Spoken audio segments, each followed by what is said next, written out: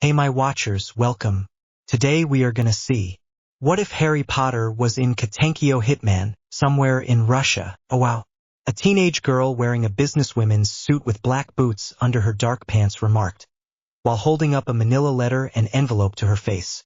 She sits down at her desk inside her office in the secret military base and stares intently at the letter written in Russian with her elbows leaning on the gray desk.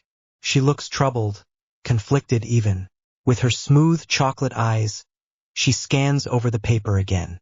Reborn. You really do ask a lot from me, but you're just too much of a great guy to turn down. The girl smiles and tucks back her dark hair behind her ear. I just hope that your letter is enough to convince the general. She adds wistfully with a tinge of apprehension picking at her. She pacifies herself and looks over her office quickly. The girl then picks up her suitcase, fills it with clothes and necessities and grabs 2 briefcases and fills them with tools ranging from a simple metal hammer to colorful, moving, outlandish-looking ones from various drawers in her quirky half-office, half-lab. She grabs her bags and the letter, stands up and walks down a pure white hallway with little window revealing military testing, leading to a massive steel door with 2 guards in Russian military uniforms. Before reaching the door, the girl tucks the letter in the pocket of her overcoat and puts on a concentrated stare of authority. She arrives 2 feet from the metal vault-like door and stops abruptly. The 2 guards look towards her with no expression. Please let me through. I must talk to General Itsov, the girl says in near-native fluent Russian. The guards look to her and nod, then run a number sequence on the number pad behind them. With a sudden hiss and the curious stares from other workers in the base who never seen that door open before, the door folds up against the wall to the left. The girl walks into a bright and glowing doorway. Miss Walker, where are you going? A timid Russian voice called from the crowd of curious workers. The girl just turns around and with a nonchalant smile and says in Japanese, Namamori, Nippon Matron. The girl turns on her heel and walks right into blinding lights. Another hiss comes from the giant steel hinges, and the door slowly closes on the curious crowd of Russian military workers. Sawada Residence, Namamori, Japan. In a casual, small-town kitchen, a baby, 2 young children and a woman with rosy hair sat at a modest table and ate breakfast. A normal, everyday picture. Though the baby wearing a black suit and stylish fedora was actually an infamous hitman working for the almighty Vongala Mafia family, his name being Reborn. The people seated around him in the casual house were the same. The rosy-haired woman has a way with cooking and has had said meals eat through steel prison bars, was also famous in the mafia world. Her name is Bianchi, aka the Poison Scorpion. 2 young children, one dressed in a cow costume and the other in a traditional Chinese dress, chased each other around the table making noise and commotion. The child in the cow costume, even as much as a baby as he acts like, is as well part of the Bovino Mafia family as the other, although not nearly as useful, at least not at 5 years old. His name is Lembo. The last child, the one wearing a Chinese dress with a small braid on top of her head, named Ipin, is a friend of the Vongala family. Here's some more rice, called a soft voice from somewhere near the table. A woman with short brown hair and a kind smile comes out from the small kitchen and brings the odd group of mafia hitmen more rice for their breakfast. She smiles innocently at the notorious group. She is the only non-mafia member in this household. Her name is Nana Sawada, and the owner of the household. Nana served everyone more rice to the children with thanks. Mama returned. She smiled and took her seat at the table and starts to eat. Suna's going to be late again, Reborn commented as he gathered some rice with his chopsticks. But it's expected. Reborn finished before stuffing his small childish face with rice. Bianchi nodded in agreement and said, But didn't you say that the perfect at the middle school is a fearsome guy? Bianchi stared at Reborn intently. Reborn just smiled, an all too familiar smile of evil. Bianchi knew the chaos he could create and the vast variety of people Reborn knew, but that still didn't make Reborn's face any more readable. It looks like we'll have to wait and see what Reborn is going to do, Bianchi thought with finality. I'm going to be late. A small, spiky-headed, offbeat-looking boy whined as he raced down from stairs to around the kitchen like an awkward schoolgirl, despite being a mafia boss in training. Shoes, shoes, shoes, shoes. Suna, the boy, chanted desperately, his eyes racing. Nana stared at her son with a blank expression, before breaking out in a realizing smile. "Oh, here, Tsukin. You left them by the table yesterday," she says, holding up the shoes. Tsuna's expression went thankful and hurried as he slapped his shoes on and running out the door with a quick, faded, "Thanks, Mom." The mother smiled back at her son, who ever since she hired Reborn to tutor him, has matured greatly. This is something that Nana felt was worth smiling for. Outside of the Sawada residence, a certain hot-headed bomber and a baseball idol stood waiting for their friend. Tsuna came running out of his house with a short breath. "Sorry guys," Tsuna apologized, while looking anxiously down a street that he used to go to school. He was late. Again. Tsuna knew it was only a matter of time before someone noticed, whether it be his teacher or Kyuya Hibari. The name almost stops his heart in cold fear. "It's okay, Tsuna. We'll get in trouble together," Yamamoto stated with a comical, carefree smile, and patted Tsuna's back too hard for the fragile mafia boss, as he winced at the rough gesture. "Hey, watch it, baseball freak," Kakudera shouted at the taller dark-haired teen. Yamamoto looked conflicted for a moment, and then broke into his trademark grin. "Ah, sorry, you better be.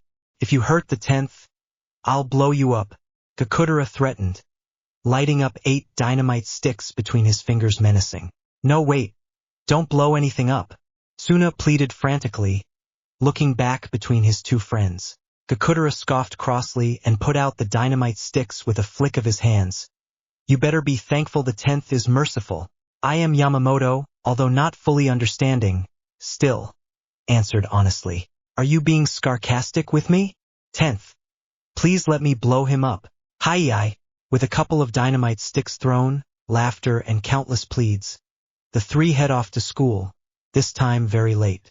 Tsuna was practically trembling, and Kakudera was glaring angrily at Yamamoto's smiling face. "Hibarizan. He'll definitely bite us to death today." Tsuna sobbed inside of his head, clutching his chest in fear that it'll burst from anxiety. It's his fault, Kakudera thought intensely while never breaking his angry gaze from Yamamoto. And Yamamoto couldn't stop thinking about tonight's baseball game, and imagined hitting a perfect home run. Why hasn't Reborn given me the dying will bullet so I can be on time today? Isn't he supposed to be helping me? Tsuna panicked inside of his head. Reborn has been smiling at the word school for a week now, and Tsuna is getting more paranoid every day. What if he planted bombs in the school? Or did he make Bianchi the school's home EC teacher? What if he's planning on making me go to an all-mafia school? Each theory came and crossed Tsuna's mind, each one more terrible than the last, adding on the paranoia.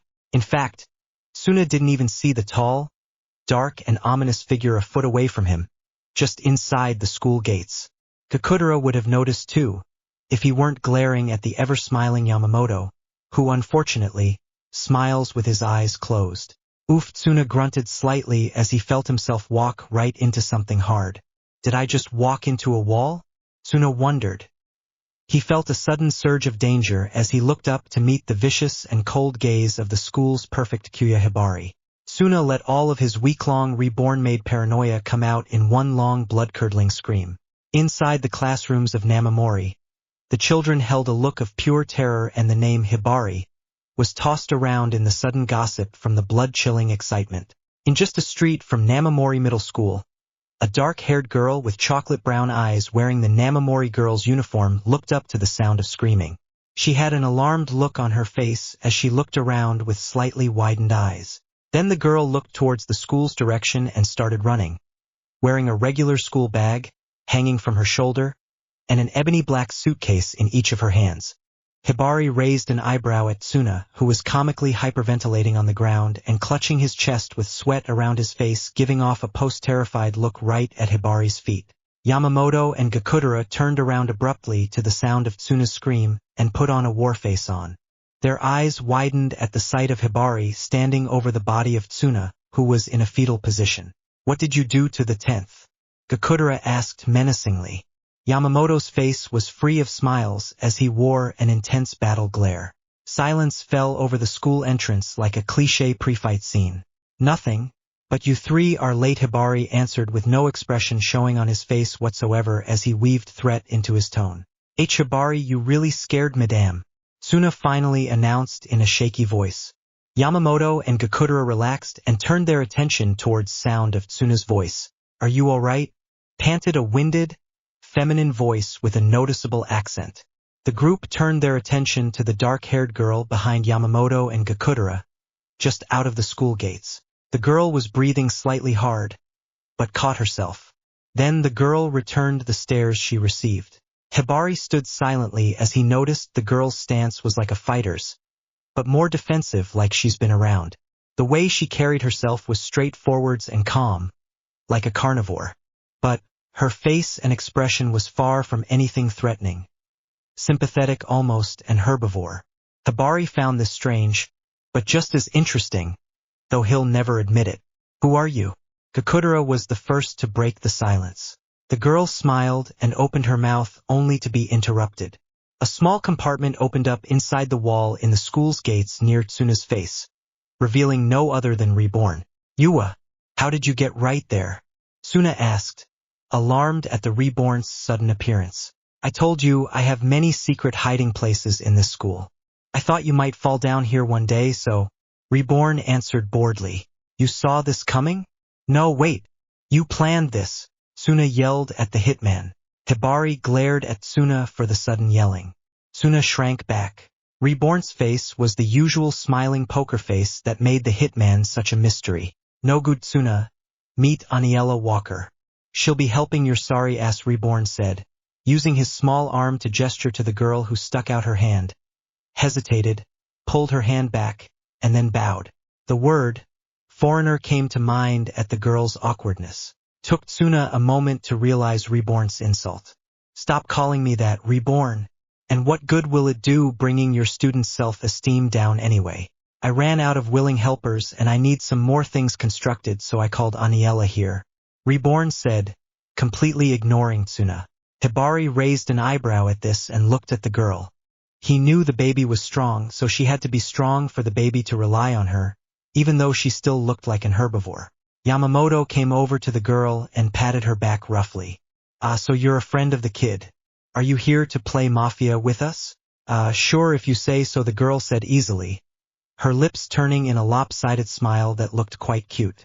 Yamamoto smiled his trademark smile in return. The king of obliviousness. He still thinks it's a game, Tsuna thought, nearly face-palming himself.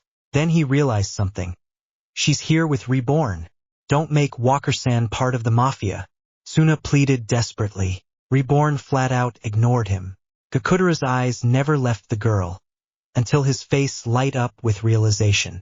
I've heard of you, you're that kid prodigy architect, Gakudera said, smiling at Reborn. I thought she's European? Or some kind of foreign. How did you get her here? He asked. European? She doesn't look like it. In fact, she looks sort of Japanese, mixed, Tsuna thought. She's 1/4 Italian and 1/4 Russian from her dad's side and half Japanese from her mother's side. Reborn said, answering Tsuna's unspoken question. Mind reader. He's defiantly one. Tsuna thought, panicking. Of course I'm not, no good, Tsuna. You're just predictable, Reborn said out loud. Everyone but Aniela and Hibari looked confused. Aniela had a blank smile of confusion on her face, and Hibari had his usual cold gaze fixated on Reborn and Tsuna. Tsuna panicked at the venomous look he received from the school perfect, but Reborn cut him off. Because of her skills in building and creating new and or improved things, she is being targeted by the Mafia and foreign military forces, and so she's in of need protection. I brought her here from her home in Russia to be part of your family and even had her be transferred to your school, Reborn said, now standing on said girl's shoulder. Tsuna's mouth dropped. Russia? The girl smiled widely. Oh well, when Reborn asked me to come, I just couldn't refuse. After all, he's helped me so much. Aniela said, smiling, beaming gratefully at Reborn. You actually helped someone? Tsuna asked in disbelief. Reborn just scoffed and jumped from Aniela's shoulder and casually kicked Tsuna in the face with grace. Hey, that rhymed. I wouldn't go on insulting people like me. No good, Tsuna. Tsuna fell on his back and Reborn flipped backwards and landed gracefully next to Gakudera's feet. 10th, Gakudera called out, then stood over his precious boss. Tsuna went down, not before crying out, I thought tutors are supposed to help their students, Not give them bruises. Herbivore Hibari commented coldly. Aniela looked confused, but delighted in a sense. Weirdo. Then, Suna realized something again. Reborn? Where's she going to stay? Aniela gave an oblivious, huh? My house is way too crowded. There's no way I can get any more people to fit in there. Sunathi all-caring said, looking nervously at the girl who currently has no place to stay. Reborn gave an all-knowing smirk. I know. She will stay with Hibari. Silence fell over the group again. Aniela seemed composed with Hibari's animalistic stare on her, and returned a calm stare back. Yamamoto gave a weak smile. Reborn? She could stay with me. Suna was too shocked to hear Yamamoto's offer. Kakudara's jaw dropped. He'll kill her. Suna's brain was shorting out as he looked frantically between Reborn, Hibari, and Aniela. Hibari looked stone-cold as always. Aniela seemed almost unaware of the danger Reborn the poker face just got her into. I don't remember allowing anyone staying at my house. Infant. Hibari remarked coldly, holding a steady gaze on Reborn who didn't seem to care. Don't worry, this will benefit you. I know you've been upset ever since the fight with Mukuro Rokudo, Reborn said. Hibari's gaze turned steely and hateful at the memory of the pineapple-headed man. Poor Tsuna's heart nearly stopped in fright when he saw his expression. But you can practice with all of the mafia members, especially Mukuro Rokudo and his gang that are out to get on Chan. You'll probably meet Mukuro again if you keep Aniela under your wing. I'm sure you can arrange that she can do her schoolwork in the discipline committee's office, just to make sure she's safe. Reborn offered with a slight threatening tone under his smooth voice. Hibari was silently thoughtful for a moment, then gave a dark, menacing smirk. He hated crowding, but he wanted to bite Mukuro to death even more. All right, Hibari amazingly agreed. Suna's eyes widened comically as he looked at Hibari with shock. We're leaving, Herbivore Hibari said, walking over to grab the back of Aniela's collar, then started to drag her down her towards the school in silence, but stopped a few feet from the group. Get to class or I'll bite you to death. Hibari added with ice-cold menace without turning around. Suna, Kakudara, and even Yamamoto looked shocked. Minus Reborn, it's sort of impossible for him. Aniela blinked, but remained calm, surprisingly. Before the two were out of sight, Aniela called out, by Reborn, by 10th Vangala and friends. Cheerfully, Hibari then dragged her to behind the school, and then the two were out of sight. Reborn stood triumphant and tall. For his size, to get Hibari to do something he doesn't want to do is a great accomplishment. Suna looked so pale like he was going to faint. Yamamoto grinned weakly and rubbed the back of his head and said, that's kind of a rough game. Kakudara was frozen, staring at the spot he last saw. The two before turning slowly back to Reborn. What do you have against that poor girl? He asked quietly, wondering what was the point of killing off a stupid woman so soon. Nothing. Reborn replied bluntly. Suna looked even more shocked than why. Suna began, but Reborn cut him off. Again. We need Aniela for her skills. She's the best in the world currently. And we need Hibari to officially join the family. Reborn stated easily, like it's no big deal that a sweet and defenseless-looking girl is going to be within 5 feet of Hibari on a daily basis. Besides this, Suna wondered what Reborn meant by and we need Hibari to officially join the family. Suna just gave a confused look and Reborn smirked at him. Suna, what would you say about Aniela, your first impression? Reborn said suddenly. Suna was confused again, but answered, kind, maybe a caring person? Suna said uncertainly. Reborn nodded his head. Both of those are true, but there's more to her than that. Aniela Walker has lived most of her life on a Russian military base.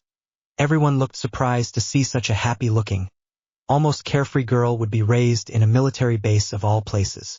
So she has good, strong morals and values and is tough. She's also very smart in mathematics, better than some college professors ever hope to be. She's not very good in Japanese reading and writing or other subjects at all, so you'll have to help her with that. No good. Suna Reborn finished. It took a second for Tsuna to absorb the information. I have to tutor her? I'm no good at school too, and you wonder why people call you no good. Tsuna Reborn smirked starkly. Before Tsuna could argue, Reborn continued, she should be a good influence on you, and help you with your stupid fear of everything. More importantly, With her follower nature and natural friendliness and skills, she will be a good asset to our family and she should be able to befriend Hibari. Reborn finished, answering Tsuna's unspoken question again. Once again, everyone was in shock. Befriend Hibari? Kakudera asked with his eyes wide. Yamamoto was speechless, but his comically placed grin never left. Tsuna nearly fainted right then and there. Reborn just smirked. Go to class, you're at least 5 minutes late. Don't want the discipline committee to catch you all here. Mouths hanging open, Reborn said carelessly as a sudden snot bubble protruded from his nose. He's asleep, the group thought together, sweat dropping. No one let their eyes leave Reborn until now, and for Tsuna, Reborn's words just hit him. Hi, we're late. Kakudera's expression went to a grimace and Yamamoto just smiled. Normally, 5 minutes late is nothing, but when Hibari is involved, being seconds late means getting your face damaged hard. Running, the three made it to their class very, very late. Inside the discipline committee room, Hibari was sitting at his desk filling out paperwork. When Aniela first walked in, she set her bag and suitcase on a random table with a lot of chairs around it. Aniela was now calmly looking around the room, glancing out the window every once in a while. Hibari noticed that she hasn't complained once since they meet. To Hibari's experience, herbivores always complain. Then Hibari remembered that it's the baby's subordinate, and maybe that's why Walker isn't complaining, like a carnivore. What connection do you have with the baby? Hibari suddenly asked. Aniela stared at the perfect for a moment, feeling caught off guard, but answered, he is a friend of mine, calmly, with her accent firmly attached. Hibari could tell she was telling the truth, and so he didn't press on. With the calming silence Aniela allowed, Hibari found his eyes closed. Suddenly, a little yellow bird came through an open window in the room and landed on Hibari's head. Hibari seemed to be vaguely aware by its presence, despite its stark presence nestled in the Cloud Guardian's head that had inky black hair. Confused by its presence, Aniela walked up to the bird. She came up to Hibari's side and looked at the yellow poofball. She found the bird harmless enough, so she reached her hand out, attentively, to touch it. But before her fingers could reach the animal, a strong grip held Aniela's digits just above Hibari's head. Aniela looked down shyly, but not scared, at the skylark. Hibari noticed this lack of fear in her, but dismissed it and let go of her hand. She let the limb drop to her side. What are you doing? He asked gruffly. Suddenly, Aniela's eyes widened comically with excitement, and her lips broke out into her own lopsided smile. I wanted to pet your bird, she says cheerfully. Hibari thought of threatening her with his tonfa for something, but Hibari could not find that something, a reason to discipline her, despite her lack of fear. Aniela, the brave girl that she was, lifted her hand and formed a mini perch with her fingers and stared at Hibard encouragingly with her lopsided smile unwavering. Hibari lifted an eyebrow at this, but Hibard flew from on top of the head of the discipline committee's head to the girl's finger. The girl's eyes grew larger with excitement and a delighted gleam lingered in her eye. Before Hibari's eyes, Aniela's lopsided grin widened to an almost smirk-looking smile. Hibari again wanted to say something to bite her, but could not find a reason. She was being quiet. She wasn't making any trouble. She wasn't breaking any rules, and for some reason, it didn't bother Hibari that Hibard was on her finger.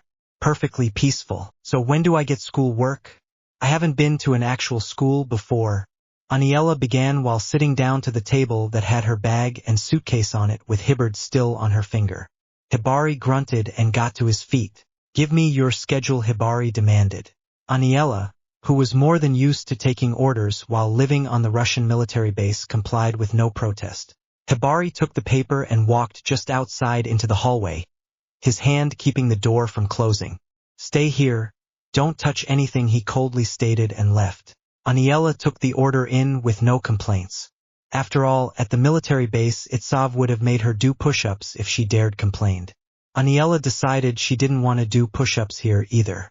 Sighing in the memory of Russia, Aniela took a whole apple pie from her bag, a fork, and started to chow down.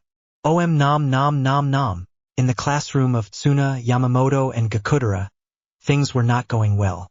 Their teacher promised them all detention, a bad mark, and extra work for being late. Gakudera nearly bombed the entire room for the teacher's unfair punishment. If Tsuna didn't intervene, Yamamoto just chuckled and asked, "Is this still a game?" Tsuna's head was now down and heavy on his desk in emotional exhaustion. Yamamoto was still smiling and paying attention to the lesson, although not really understanding it. Gakudera sighed boredly at the math he learned while he was a child. What was this classroom full of? Idiots?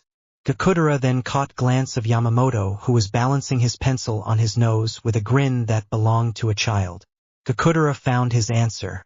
The teacher went on to a few more problems before the classroom door slid open. All the children who had hopes for a pleasant distraction from this boring lesson were shattered as the head perfect stepped into the room. Tsuna paled, Gakudera seethed, and the pencil fell off of Yamamoto's nose, and the baseball prodigy just smiled towards the perfect with no evidence of fear. The rest of the room froze with fear from the perfect's dark, murderous aura they all unfortunately were familiar with. "Ah, Hibarizan, what brings you here? Are you bringing the new student?" The history teacher tried to look unafraid, but failed. The students couldn't exactly blame him.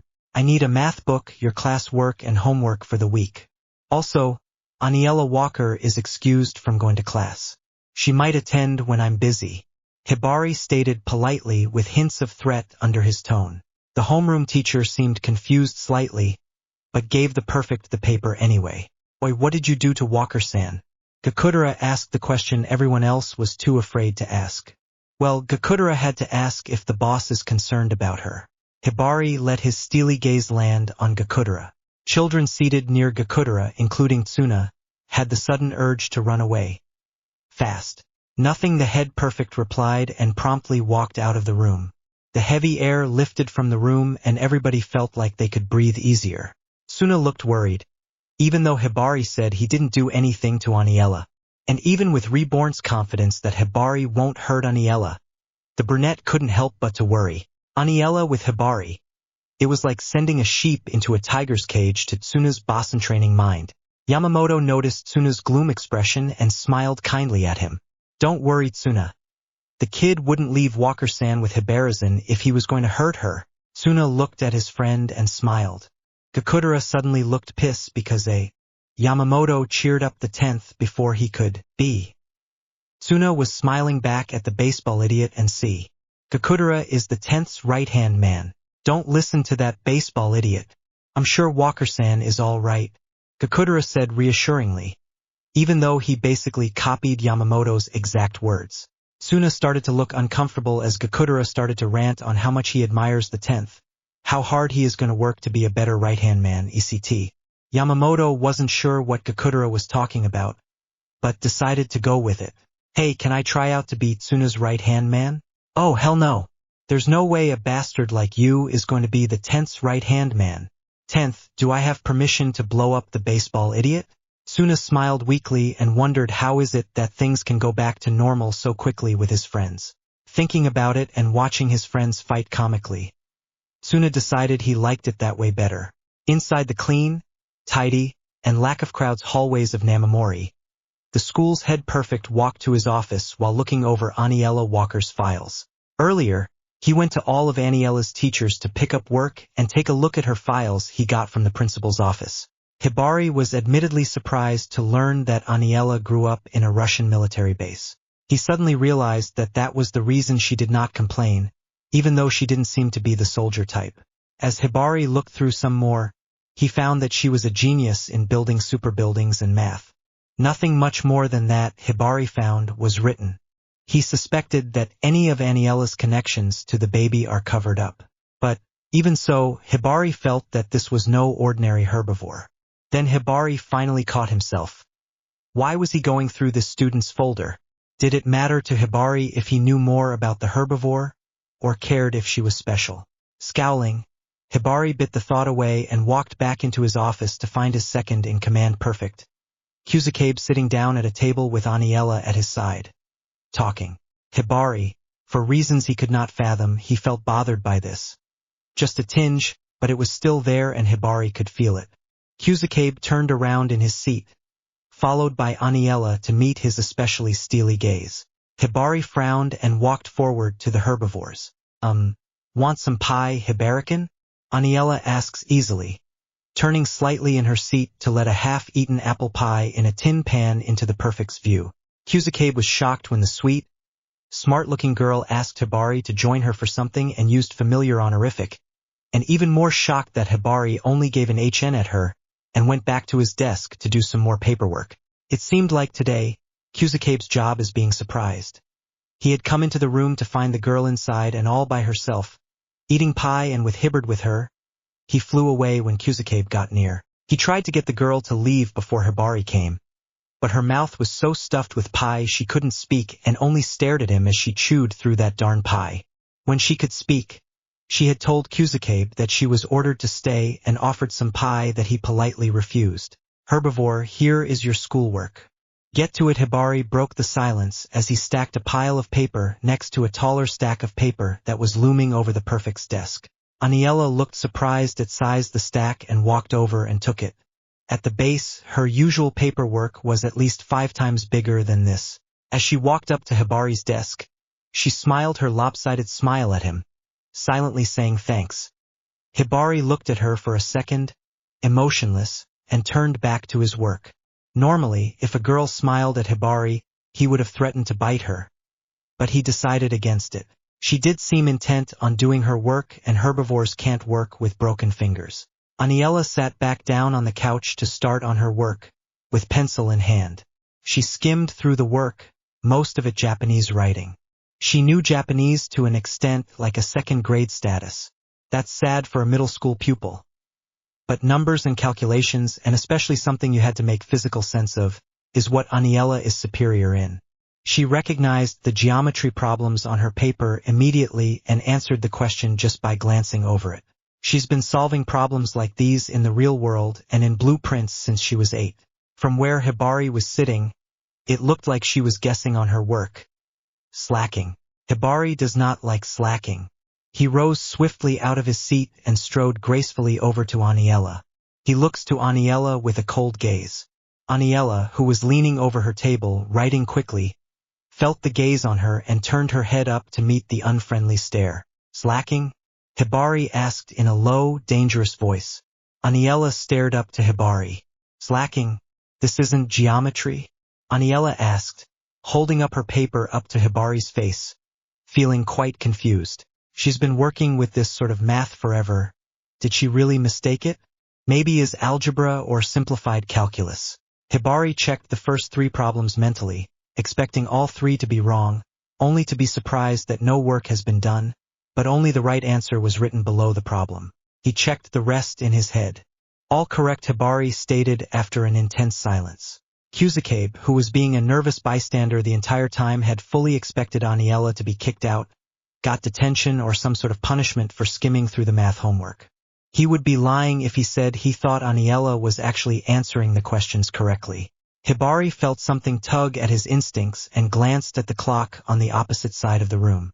Go out for patrol, I'll stay here, Hibari said to Kuzukabe as he walked back to his desk. Yes, sir, he replied with a bow and left with his eyes lingering with a worried gaze on Aniela before leaving the room. Aniela only smiled at him and gave a small wave. A few more moments and Aniela set down her pencil and the math work and picked up the Japanese class work. Hibari caught the strained look on her face as she looked at the characters. Aniela, while living in Russia, only learned Japanese to talk to the Japanese scientists during world meetings. She learned just a simple dialogue to communicate with the Japanese, but she took an interest in Japan and learned the rest of it. Aniela never bothered learning how to read and write in Japanese, being sure that she'll never use it. At least that's what her superiors told her. You're Russian, right? Hibari asked Aniela. Yes, I am Russian. Aniela answered, blank-faced. You probably don't read or write in Japanese, even though you speak it. Hibari said flatly. Her face lit up with surprise, looking embarrassed and slightly ashamed. Aniela said yes in the smallest voice she could muster. Hibari frowned. Tokyo and other larger cities have Japanese writing classes for foreigners. Namamori does not. Yes, Aniela has lived in Russia most of her life, and has only learned to speak, read, and write in Russian, French, and English. She may speak Japanese, but her superiors never bothered to teach her kanji or anything else. Reborn said, climbing through an open window wearing a Russian military costume. Wow, how did you know? Do you serve in the Russian military too, sir? Aniela asked, buying Reborn's costume completely. Siasu Reborn said his usual greeting. Hibari just stared at Reborn for a moment. Infant, why are you here? Are you going to fight me? Hibari asked, grinning, and bringing out his tunfas from under his coat. Ignoring the fact that Hibari called the soldier infant, Aniela let her eyes widen at Hibari. Suddenly, Aniela grabbed something black from her boots and swung it forward with a firm flick, revealing a pitch-black SWAT baton. Aniela had a serious expression as she blocked Reborn from Hibari. I will never allow anyone to harm a Russian soldier as long as I'm around, she said firmly, her chocolate eyes turning protective. Reborn smirked at this, knowing Aniela's devotion and loyalty towards the Russian military. He predicted that this devotion would become a pillar of understanding between the Cloud Guardian and Aniela the soldier. Hibari stared emotionlessly at the two as he put his tunfas away. What do you want then? Hibari asked in a tone that any other person would take as threatening, but knowing Hibari, this is as kind as it gets even if Hibari does respect Reborn. Reborn smiled. He's not attacking Aniela.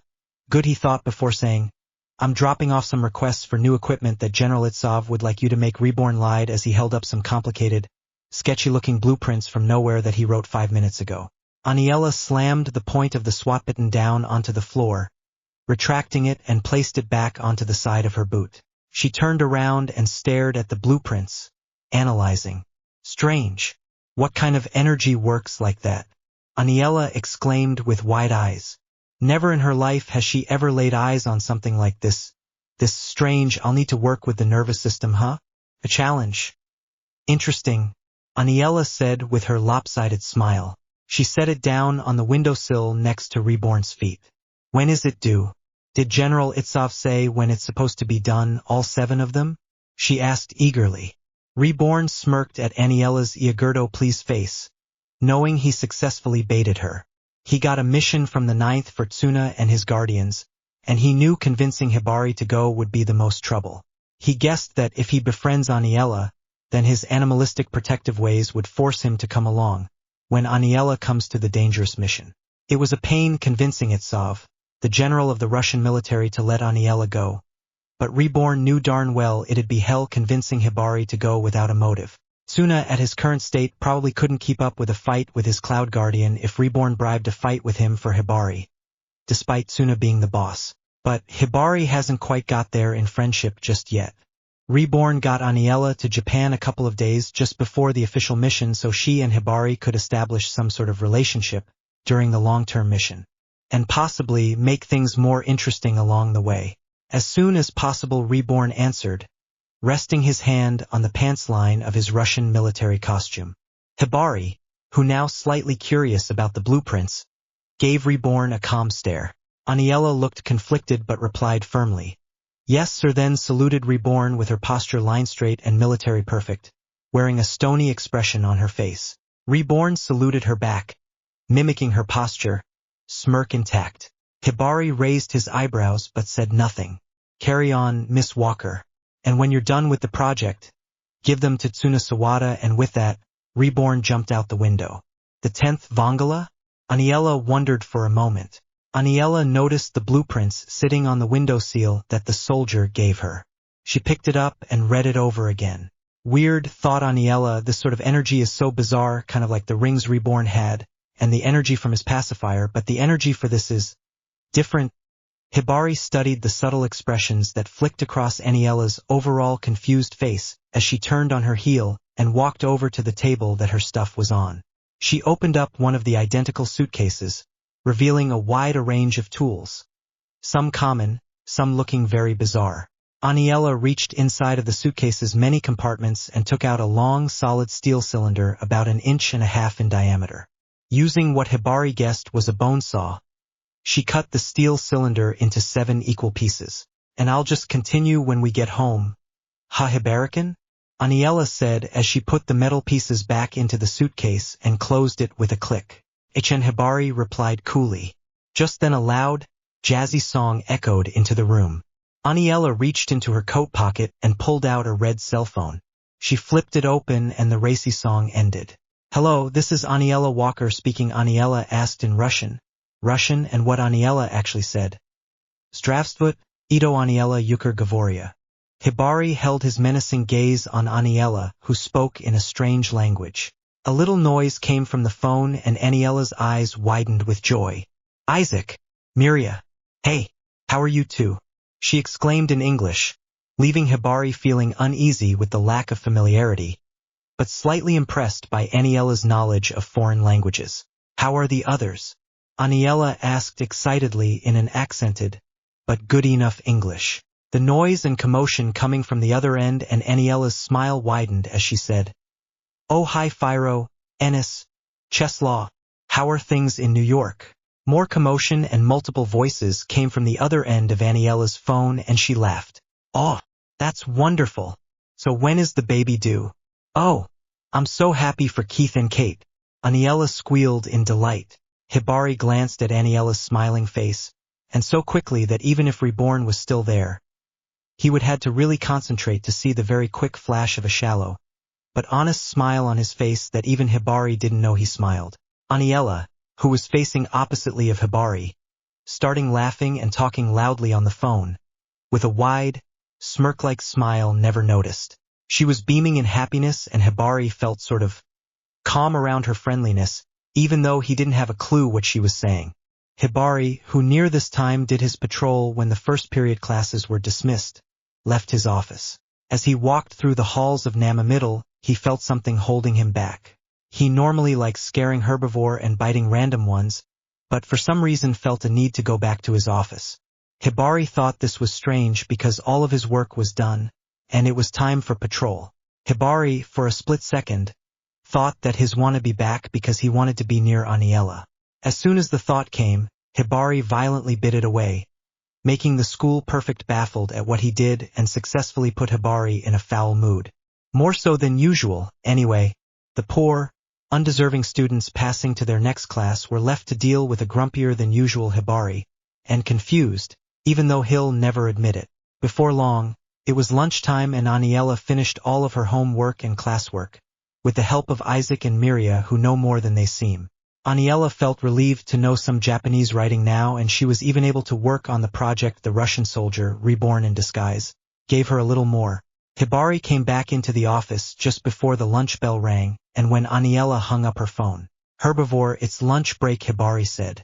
Aniela looked surprised, but grinned back anyway. So what do I do? She asked innocently, but received a glare from Hibari. Stupid herbivore, he commented. Aniela has never once in her life been officially schooled, only to learn math and languages in the military, so she has no idea what to expect. On the bright side, this has been one of the most exciting days for Aniela, but all this excitement has left her starving, and lunch does sound good right now. Hibari knew he felt some sort of attachment to the herbivore, and felt like he needed to prove to himself that he can send her off alone in a classroom and not feel regret. You're going to eat with other herbivore, Hibari simply stated, half-heartedly answering Aniela's question. Aniela gave a confused stare. Follow me, Hibari demanded as turned around and headed out the door again. Aniela shuffled to get her bags and suitcase and jogged to catch up with the perfect in the hallway. In Tsuna's classroom, the class ate lunch with hushed conversation, gossiping about the girl who seems untouchable by the fearsome school perfect. Hearing the gossip made Tsuna depressed. Tsuna sighed down at his mama's homemade bento. He has been feeling worried about Walker-san all during class, the gossip helped, and barely paying attention to the lessons. He felt guilty for making Aniela come all the way to Japan from Russia, and he felt even guiltier for making her work for the mafia and to be with Hibari. I must be one terrible person. What if she's hurt? I hurt a girl, didn't I? I'm the worst. Tsuna thought gloomily. Tsuna thought she was nice. Maybe could befriend Kyoko and give her little hints for him, but Tsuna thought she must hate me by now.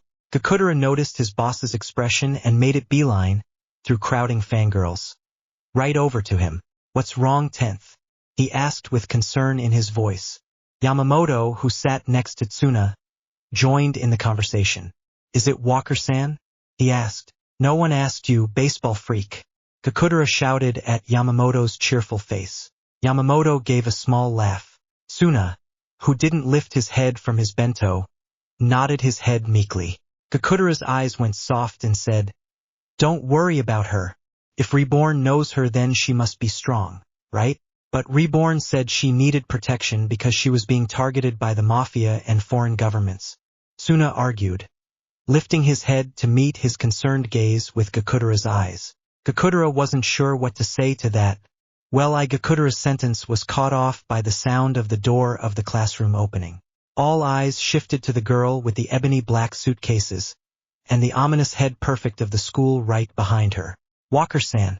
Suna shouted in surprise in the room filled with silence, their gossip with Aniela's sudden appearance. Aniela looked at Suna, smiled and waved. Suna felt himself smile back at the girl's good-natured persona. Then, Hibari's intense gaze landed on Suna for his sudden outburst. Suna froze in his seat. Hibari scoffed in disgust of Tsuna's herbivoreness and turned his head towards the teacher. "The herbivore will eat here. I need to do something," Hibari said with his usual menace. The math teacher, who was also scared of Hibari, gave a shrill nod. Hibari nodded and left, not without giving Aniela a quick glance that nobody, except for Tsuna, caught. He glanced at Walker-san. "Does that mean he cares already?" Suna thought cheerfully. A sudden image of a kinder and less violent Hibari crossed his mind as he thought of Aniela and Hibari as friends. School would be so much less frightening. Suna thought blissfully. Now the only one besides Yamamoto who had a pleasant and unfearful expression on their face in the classroom. Yamamoto was the one to break the suffocating silence. "Ah, Walker-san, want to eat lunch with us?" he said cheerfully, wearing his usual smile. Yamamoto's voice seemed to break all of the tension in the room, as the students started up chatter and gossip again. Aniela smiled back at Yamamoto as she took a seat at the desk in front of Tsuna, ignoring Kakudara's protests. She turned around and faced Tsuna with a calm smile. Tsuna blinked at her, not knowing what to say. After all, she could be the one to make Namamori less violent and an actually safe place. "You must be the 10th, am I right?" she said innocently, accent and all. Tsuna suddenly looked despaired and his head dropped. "I'm not a mafioso," he cried. Kakudara looked shocked. "Of course you are 10th. Who told you that you weren't? I'll blow them up." "Hi! Please don't blow anything up. Go Kudarakan." Kakudara looked at Tsuna with admiration-filled eyes. "You're so admirable and kind. 10th, you are the perfect boss." He gushed comically. Little sparkles of admiration floated and glistening in the golden sunlight that engulfed the smiling terrorist. "And, am I descriptive enough?" Yamamoto just smiled and nodded, not really knowing what his two best friends are talking about. Aniela made a quick incline of her head as well and said, "Reborn said many great things about you, Tsuna-sama," with her usual lopsided smile. Tsuna was in disbelief. "Really?" "Yes, of course," Aniela said cheerfully, but somehow didn't seem honest. Tsuna felt that she might be adding sugar to whatever Reborn actually said. Tsuna let his expression turn a "Reborn was here" one. Aniela didn't seem to notice the dismay on Tsuna's face as she suddenly leaned closer to Tsuna's ear and said in a loud whisper, "And I'll have that project ready for you as soon as possible." Tsuna just stared at the girl confused. "What project?" Kakudara asked determinedly, not wanting to be left out on anything Tsuna-related. "The rings, of course," Aniela answered while pulling a canteen filled with borscht and some pierogi. "These are typical Russian food." Tsuna looked confusedly at the food Aniela pulled out, then at Aniela. Tsuna already won the ring conflict. What other rings does he need? Tsuna panicked. "What rings?" he asked urgently. Aniela looked at Tsuna with big eyes. "The translator rings. A Russian soldier came by today and gave me these blueprints and told me to give them to you when I was done. Don't worry, we won't talk about it here just in case of enemy families." Aniela began as she pulled the blueprints that Reborn, or the Russian soldier, gave her. "Like the actual military Russian government, Russia?" Tsuna panicked as he stared at Aniela. Tsuna grabbed the papers from Aniela and looked over them only to have a strained look across his face.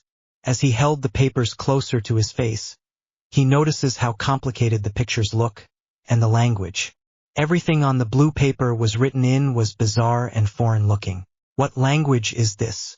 Suna said, feeling overwhelmed by the complicated pictures and symbols. Russian. Aniela answered easily.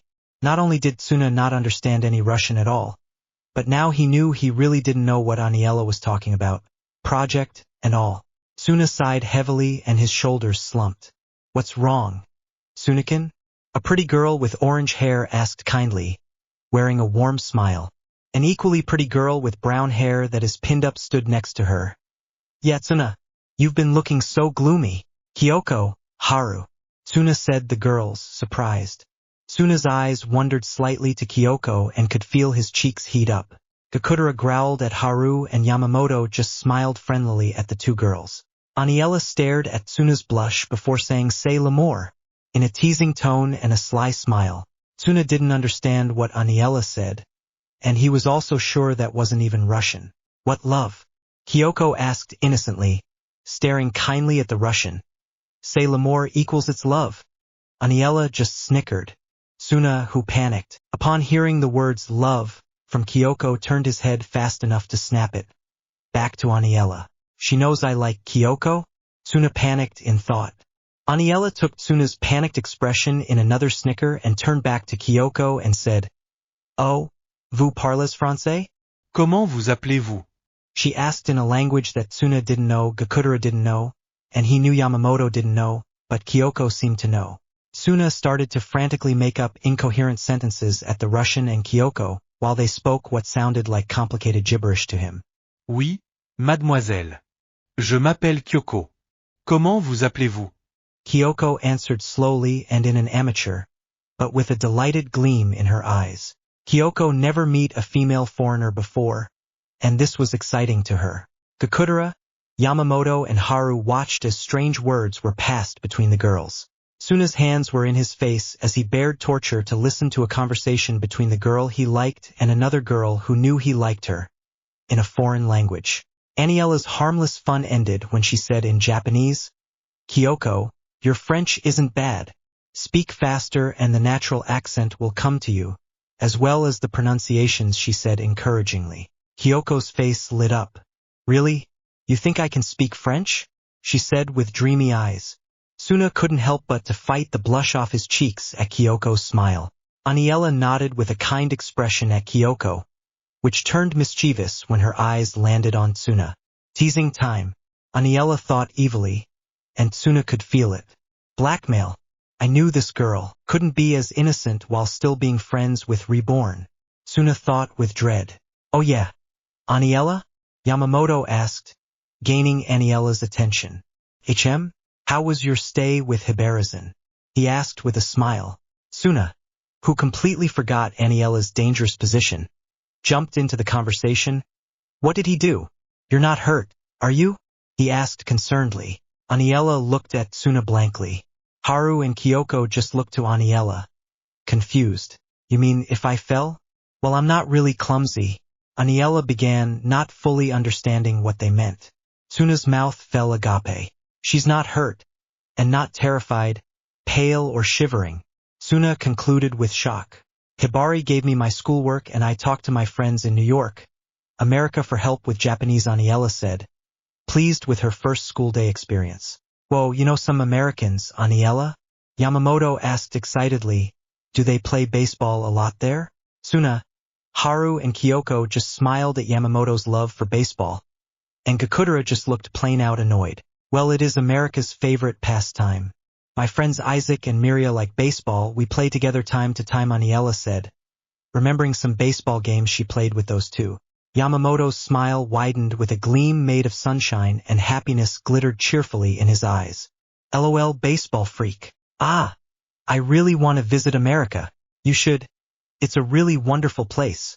I plan on living in New York with my friends one day, Aniela stated cheerfully. Aniela's happiest moments were with Isaac, Miria, Firo, Miza, Luck and the others in New York City. Their legacy and souls seemed to be indestructible and everlong, and Aniela dearly enjoyed every moment she shared with the strange, yet friendly group. Besides, Aniela has a good feeling that her father is somewhere in America. Aniela made it a life goal to find him, or his grave one day. America is all right, Gakudera commented casually. He's been to America before, but he prefers his home, Italy, or with his 10th, to the Big Apple. Wow, that's so neat, Kyoko said with a light-hearted smile that made Tsuna blush. Tsuna looked nervously between his two friends and Aniela, feeling left out and outshined by his peers. They're so cool. They've been to other countries.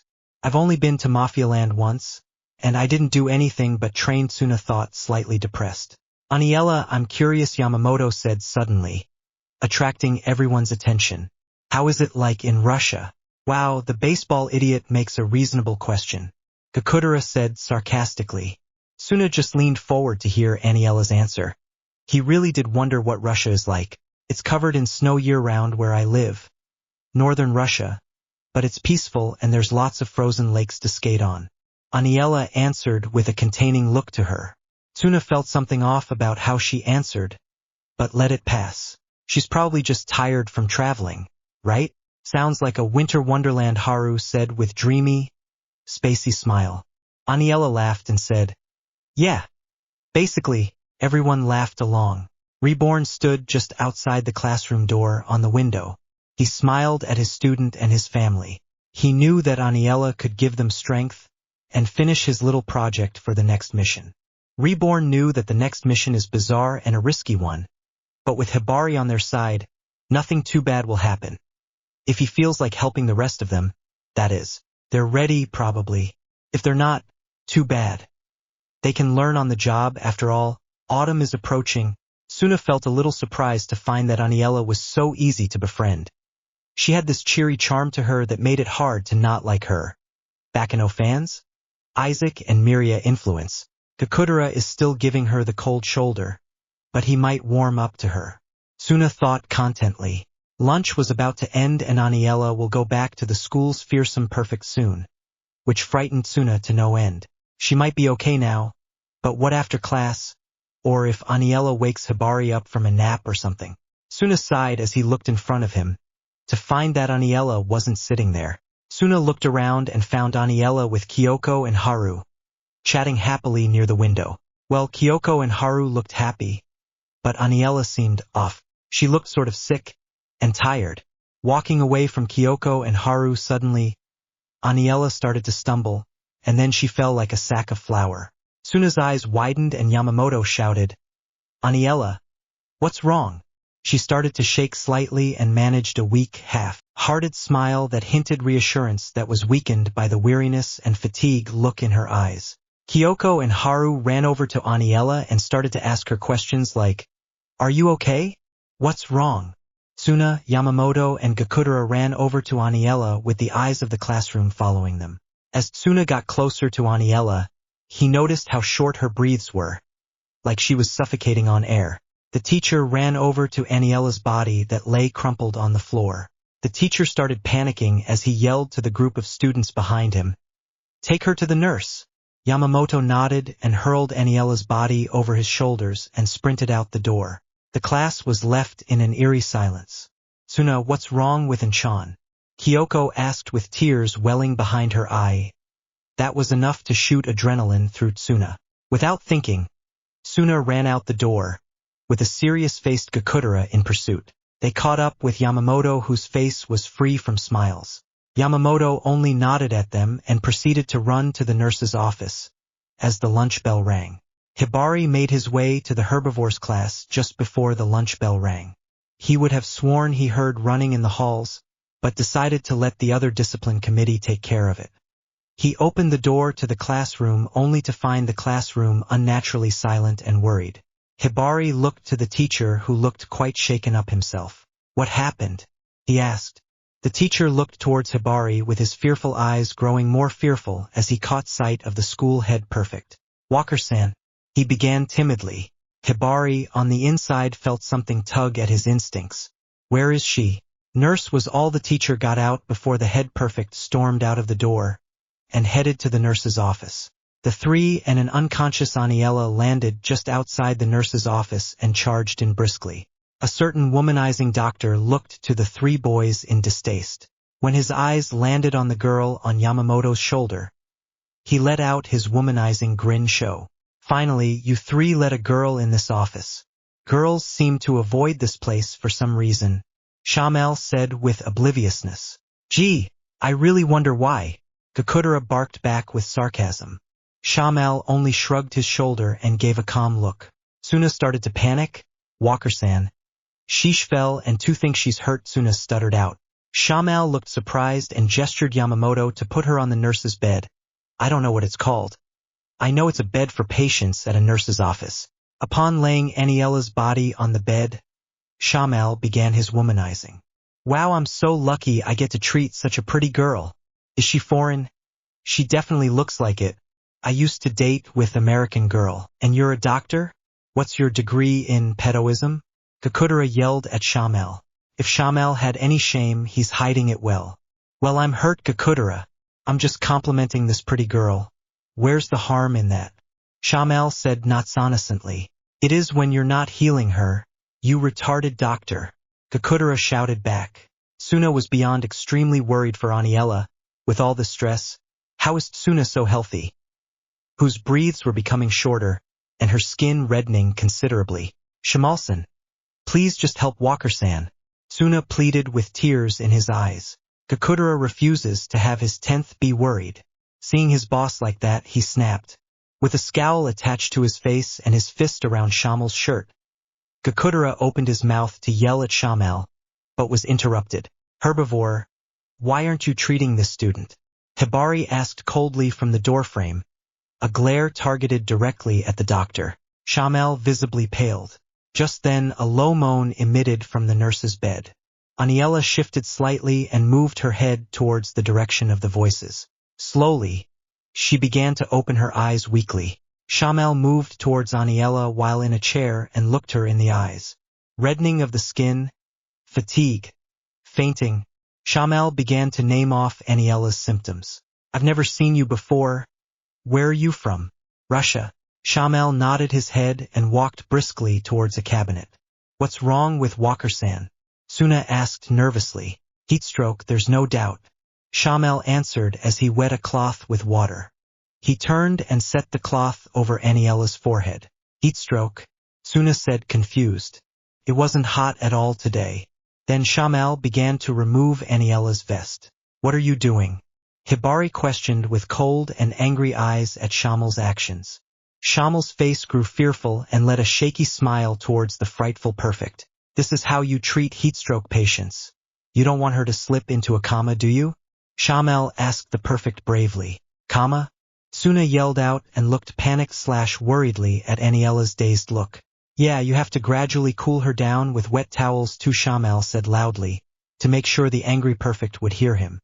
Hibari looked irritated but said nothing as Shamel began removing more of her clothing until she was in her skirt and undershirt.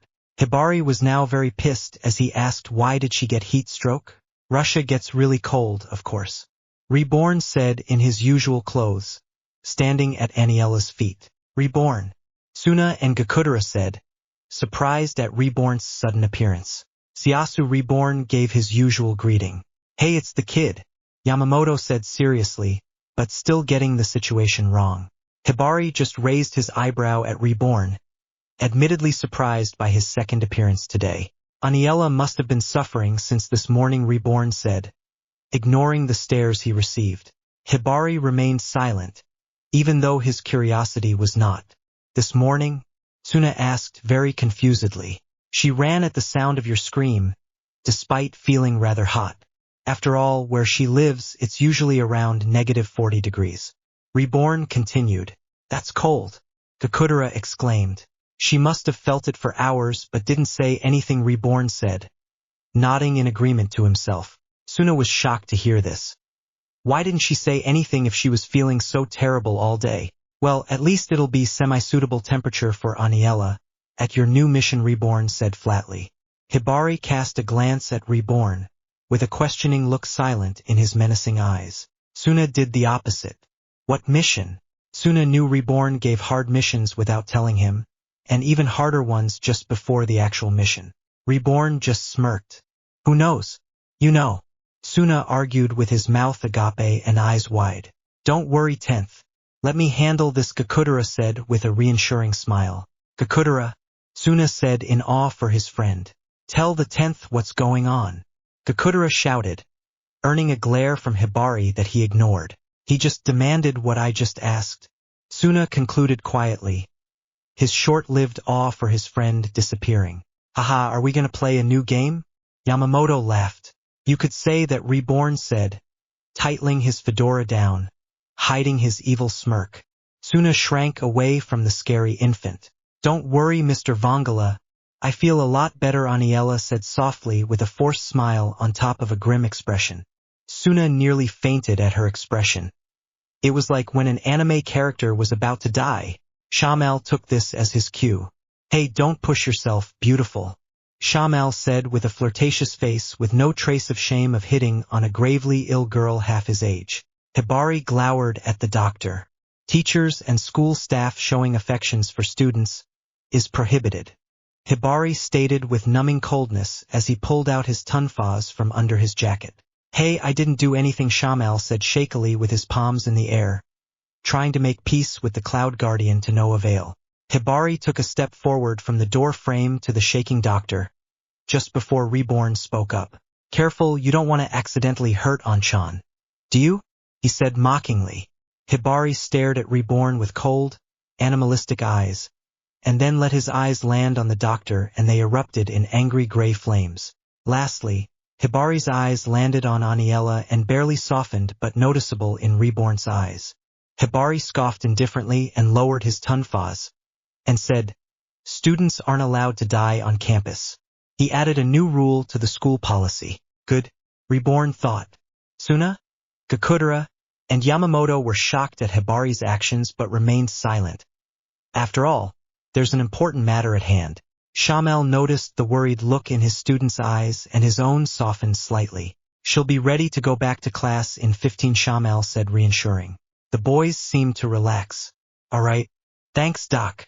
Yamamoto said happily, grin intact. Yeah, I guess you're really not that useless after all. Gakudera muttered crossly. Hey, I only treat women. Shamal defended himself. Yamamoto just laughed. Suna gave an I can't believe this guy's a doctor face, and Gakudera looked more annoyed than usual. Get to class, herbivore, Hibari said with a well-practiced death glare. Suna stiffened, Yamamoto grinned, and Gakudera just scoffed as the three walked out, giving their goodbyes to Aniela, who returned them with a forced smile. Just before all of them were out the door, Suna said, what about Walker-san? Worriedly, Hibari just stared at Suna before replying. Flatly, I'll stay here. Suna froze in wonder for a moment before Yamamoto's voice called him back. Suna, let's go back to class. Alight. Hibari let out a scoff, herbivores, and turned back to Aniela, who appeared to be unconscious again. She held her strength just long enough to say goodbye to her worrying friends. What an herbivore, Hibari thought with a ghost of an amused smile pulling at the corners of his mouth. Suna, Gakudera, and Yamamoto made it to class to find everyone as worried as they left them as. Gakudera, Yamamoto-kun. What happened? The girls of the class asked. Suna couldn't help but to notice that they didn't bother asking him. Suna-kun. A kind voice broke from the crowd that was swarming around Yamamoto and Gakudera. Insert an angry Gakudera and a smiling Yamamoto here. Suna turned to see Haru's worried face running towards him. Kyoko in suit. Is Anchan all right? Kyoko said with her eyes brimming with tears. Suna spazzed fiercely and stuttered out. Yeah. Dr. Shamal says she can come back to class in a few minutes.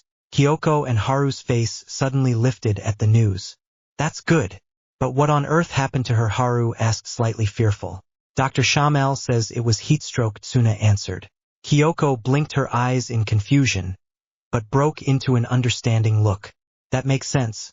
Especially if she lived in northern Russia. Suna couldn't help but to feel a sort of pride that his crush is so smart. Being able to solve a mystery Suna had to ask a pervert doctor to solve. Kyoko suddenly looked distraught. What is it, Kyoko-chan? Suna asked in alarm. You didn't stay with her? She asked. Suna suddenly felt guilty as he answered. No. Haru's eyes widened. She's all by herself? Kyoko looked surprised and looked at Suna for his answer. With another blush and more stutters, Suna replies. No, Hibari stayed behind for her. Haru looked thoughtful as she digested the words. You mean that scary guy? Yet Tsuna answered with a tinge of guilt picking at him. I left a girl under the care of the scariest guy in Namamori. Well, at least he can protect her, Kyoko added optimistically. Thank you, Kyoko-chan. Tsuna thought gratefully. TCH. There's something wrong with those girls, they need help. Ah, Gakudera. There's nothing wrong with them. They're just excited. Yeah. For what? Baseball idiot? Well, the two contrasting voices argued. One innocently, the other in an Idritherkilia tone. The two managed to break from the crowd to be with their friend Tsuna. Ah, Yamamoto-kun, Gokudera-san, Kyoko remarked as the two fangirl magnets boys made their way to the brunette boy. Ma, what a ruckus, Yamamoto said enthusiastically. TCH, it's because of all of the criminally insane girls that go to this school. Gakudera added bitterly. Tsuna could only sweat dropped at Gakudera's density. Hey Tsuna, do you think Aniela is all right? Yamamoto asked with a carefree smile pastured on his face. His eyes showed worry that cracked his happy facade. Tsuna considered Shamel's treatment and the unpredictable factor, Hibari. I'm not sure, Tsuna answered honestly. The group couldn't help but to share worried looks. Hibari would like to be doing many other things on this school. Anything but to stand here and be near this barely eligible doctor. How did the pedo even manage to pass the school's background check anyway? Hibari would just leave, but he didn't want to leave Aniela at the hands of this perverted doctor. Not that he cared, of course. He doesn't want Namamori to have a pedophile case floating around his school. Well, my pretty little lady, you should be able to leave quite soon. Too bad, Shamel said with womanizing gleam in his eye. Aniela, now in full clothing, would have sworn he was hitting on her, if it wasn't the fact that he was a doctor. This man wouldn't work here if he passed the background check of this school, Aniela concluded, with a lot doubts clouding her assumption. She rubbed her arm slightly where the man let a mosquito bite her that apparently healed her. Shamel scooted closer to Aniela again, and she tried to shift away from the pedo. She felt rather uncomfortable under the shady doctor's gaze. Ah, well, since I'm all better, I should back to learning and what not, Aniela says quickly and feeling awkward. Wait, I have to take your temperature to make sure you doesn't faint again, right? After all, we can't go on just on looks which you have, he said smoothly and way too close to her face. Aniela felt the sudden need for an adult that's not Shamel. In the door frame stood Hibari, who was emitting a dangerously dark and threatening aura. Every remark Shamel made irked Hibari's stretching temper. He kept telling himself that he didn't care for the herbivore. But if Shamel made one more remark or get a centimeter closer to Aniela, he will be bitten to death. Suddenly, familiar fast-paced, jazzy and exciting song.com/watch. V equals Z7GQQ7 ISGOG feature equals related. Emitted from Aniela's pocket, and she swiftly took and snapped her phone open, turning her head away from Shamel, whose face erupted in surprise at the sudden cold gesture. Hello? She says, this time in English. Isaac Miria, what's up? Aniela asks with a smile playing at the corners of her mouth. There is ruckus and multiple voices on the other line before Aniela broke out into a surprised smile. Really? That's great. It's awesome, Aniela says excitedly in English, earning the curiosity of Shamel and Hibari. Oh wow. I can't wait to see you guys again. More noise comes from the other line, and Aniela lets out a laugh. More talking. Then her face turns rigid. Luck's brother? Which one? Aniela said, feeling fear pool in her blood, slowly spreading throughout her body. So when are you two coming again? She asked, shakingly. Two voices said Sunday, enthusiastically, feeling better on knowing what day could be funeral. Aniela decided that she will stay close to Reborn, just in case he comes. More fast-paced talking on the other line, and Aniela feels more confident. All right, I can't wait. By Isaac, by Miria.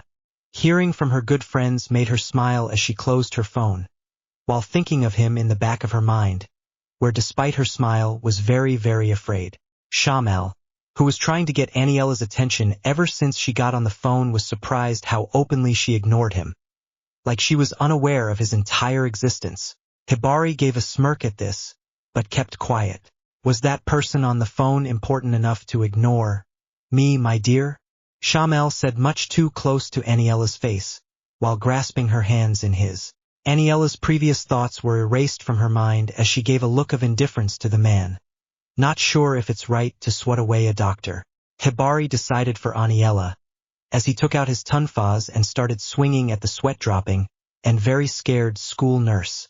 Shamel narrowly dodged these rather forceful attacks that he noticed were aimed at his jugular and his temples, as if Hibari wanted Shamel to drop dead now.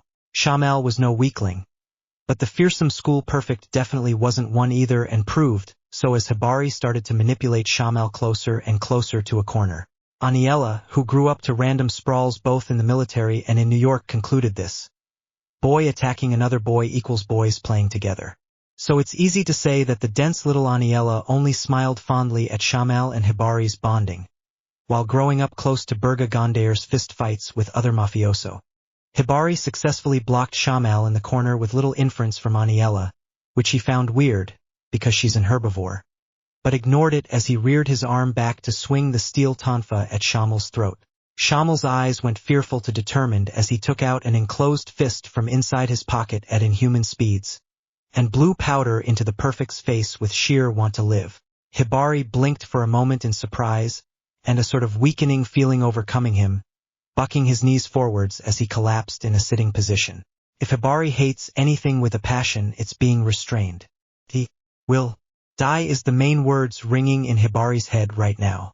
Shamel ran away from the paralyzed teen, knowing the effects of the drug will sure as hell not work long at all on him.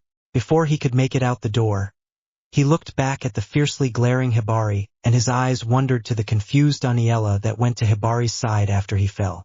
With a straight face, "Call me" was the last words Shamel said before running away from his office like it was on fire, and the hallways, Namamiddle and Namamori, was an inferno.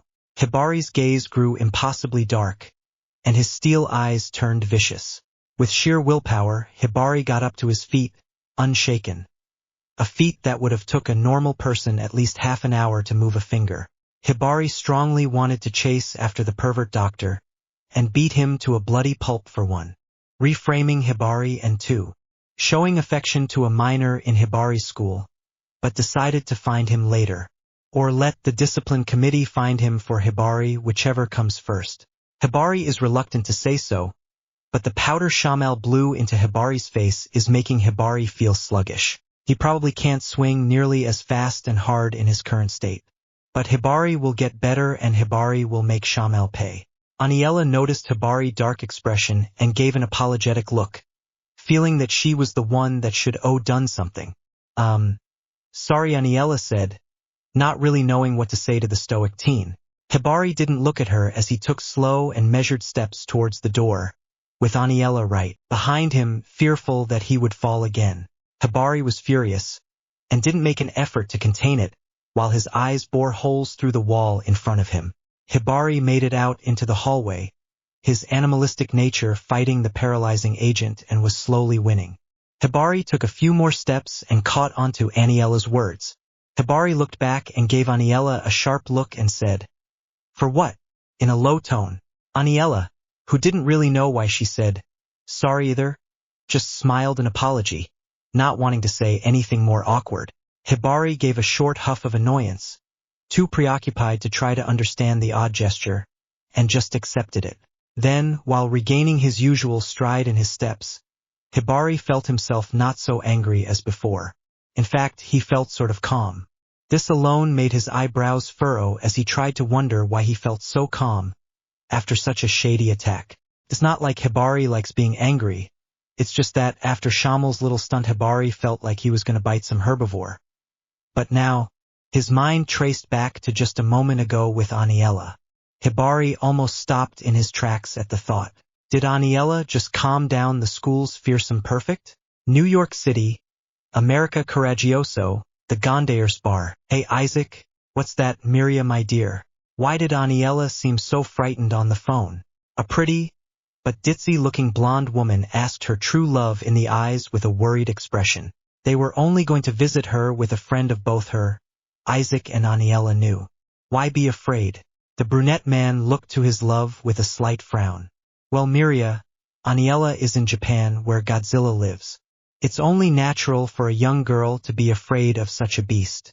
Isaac explains with logic, said logic being only useful to the eccentric pair of robbers alone. The woman gasps with hands over her mouth looking in awe. Oh no, poor Aniela. She's so brave to go to Japan though, she says dreamily.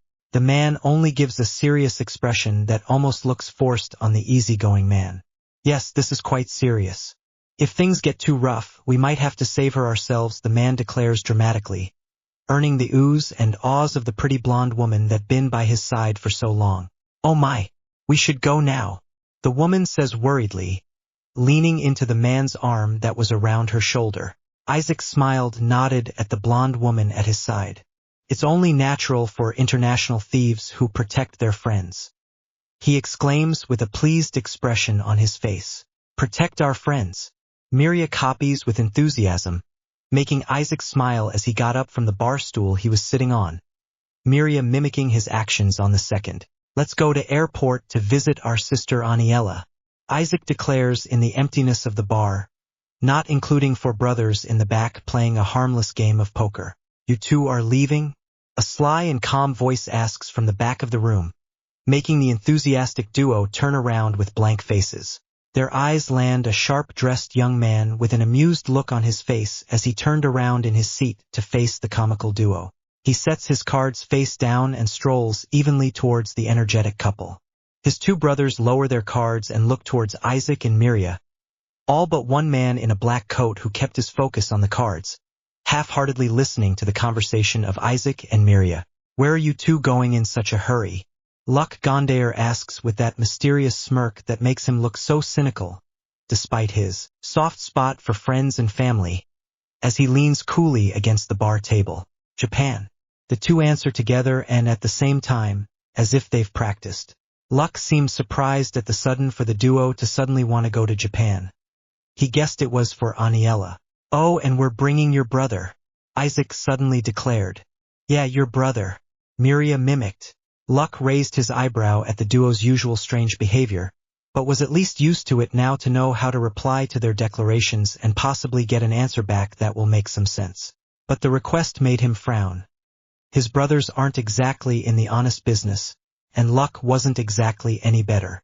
Which one?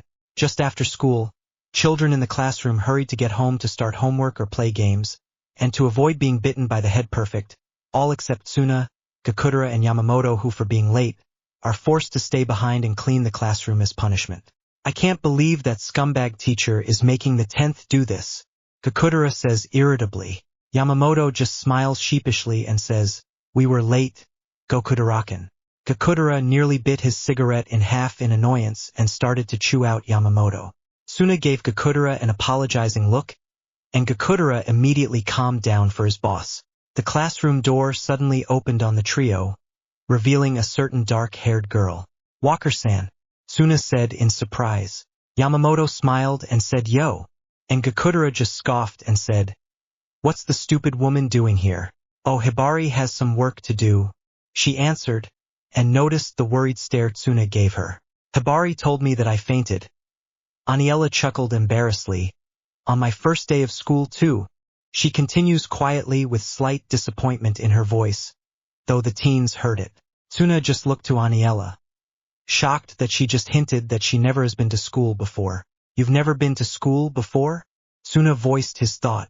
Aniela mentally cursed herself for letting Tsuna and others hear that last part. She nods with a smile on her face, but feeling regret and sadness inside.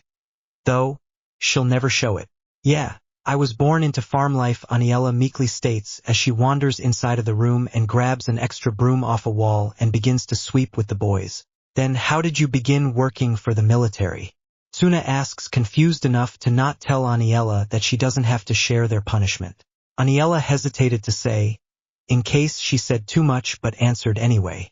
Well, when I was about 8, some army personnel saw me fixing one of the chicken coops using things shaped as geometry tools. I don't know, building and stuff like that just came to me, Aniela said as casually as possible. They can't know, they can't, Aniela thought to herself. Tsuna felt in awe. She is a natural-born architect, and so humble. I never would have expected you to be born on a farm of all things. Yamamoto adds cheerfully. Inside her mind, Aniela can't help but to think, and I would do anything to go back. Aniela nodded at the floor and continued to help Tsuna and others sweep the floor since Hibari had to go to a meeting and told Aniela to stay with the herbivores. Walker-san, you don't have to share our punishment. Tsuna blurts out once he realized that she was helping them. I don't mind, Aniela replies, concentrating on the floor and trying to push memories back in the recesses of her mind. After a few moments of quiet between everyone, Tsuna began thinking about his day. Thoughts wandered from the scary morning, to the exciting and fun lunch, to the slighting relaxing now. As Tsuna thought, he remembered Reborn utter the words, mission, with an eep. Tsuna dropped his broom on the floor, gaining the stares of his friends and breaking Aniela from her memories of her past. What's wrong, 10th? Gakudera was the first to say, of course. I just remembered. We have to do a mission. I remember hearing about it from Reborn while Aniela was in the nurse's office. Tsuna said frantically in the center of the classroom. No one else seemed to be as worried, if at all, as Tsuna noticed as he received blank stares. Aniela said with a slight incline of her head while cleaning the chalkboard, her back to the boys. Yeah, we might need to train, Gakudera said nonchalant as he used a dustpan to clean near the door. Yup, Yamamoto grins as stood up from the ground, next to Aniela. Tsuna suddenly felt like he was the only one remotely worried. Embarrassed, Tsuna dropped the subject and started cleaning more again, occasionally spilling some trash and dropped the dustpan due to hand cramp, and even managed to knock over an entire trash can. I'm sorry. Clumsy, Tsuna pleaded as he noticed he wasn't helping much at all. And you wonder why you're called no good, Tsuna? A mature feminine voice called out from the door. For pairs of eyes traced back to Kyoko and Kyoko's cynical best friend, Hana. Takayaki-kun. Tsuna sputtered out with a slight blush at his cheeks. Kyoko only smiled and waved towards the blushing boy. Stupid woman. The boss is working. Beat it. Gakudera sneered at Hana. Hana's face broke out into a cold and forced smile. Well, Tsuna's little pet dog seems rather protective today. Hana whispered into a low and dangerous voice. Gakudera could feel his blood pressure rise and a string of curses organized itself in his head, but dared not to use such language in front of his precious boss. Got something to say? Hana challenged before Kyoko stepped in. Hana-chan, don't tease Gakudera-san. Yeah, I guess you're right, Hana said reluctantly to her best friend. Kyoko only smiled a smile that made Tsuna's stomach do flip-flops. Okay, you might not be able to tell by the way I force myself to write, but Kyoko annoys me to no end. I hate writing about her. Every nice thing I say about her is one big, fat lie. Hey, what's the new girl doing here? Hana asked, looking towards Aniela. Oh, just helping out, Aniela says. Oh, should we help? Kyoko asked kindly. Should we not? Hana says while giving Gakudera a noticeable glare. The glare was returned equally. Suddenly, a loud outlandish voice sang out obnoxiously, nearing the door with every note. Who are you? I'm Lumbo. Who am I? You're Lumbo. Singed and afro-headed, little boy in a cow costume, who's very adorable. Like seriously. Tsuna and everyone else turned their head to the big eyes 5-year-old outside the door frame. Aniela looked at the afro, and the cow suit with a sense of familiarity picking at her. I know this kid, Aniela thought quietly while thinking of where she could have met such a person. Ugh, a child. My arms, the hives. Hana shouted as little red dots started to creep up her arm. I got to get out of here, she yelled while running out the door, not without successfully kicking Lumbo into the wall. Kyoko ran after, concerned for her friend. She ran out of the room and left the group, giving Lumbo a symphonic look. The 5-year-old was crushed into the wall, upside down. Tch, stupid cow, Gakudera said in disgust. Poor Lumbo. Tsuna synthesized with Lumbo, after all, he was in the same position more than once. Ah, it's the cow kid. Yamamoto laughed in obliviousness. Aniela's face remained thoughtful as she stared at the cow. Where did I see him? Lumbo the Great has come to visit you. Be grateful, Lumbo says in a weakly as he began to slide down the wall before landing on his head. Aniela's eyes widened with realization. The ridiculously sized ego, fidgeting Ginthaway persona. The loud voice, the cow costume and hair, Aniela remembers all that very well just before that freaky accident. You're that kid who walked right over the Gondayer brothers' poker game that one night. Aniela concluded out loud with a dramatic, stark finger pointed towards the odd boy. Lumbo only blinked at the strange girl's rather random outburst. Well, yeah. Lumbo is known everywhere. Because Lumbo is amazing, Lumbo said, although not really remembering Aniela or the Gondayer bar at all. You know the kid, Aniela? Yamamoto asked, turning towards Aniela who was starting to remember the night. The Gondayers were playing poker and some strange kid walked into the bar and started to make a ruckus. Aniela even remembers the shady expression Mr. Tick wore when he offered the boy a haircut, when he knocked over Mr. Tick's scissors stand.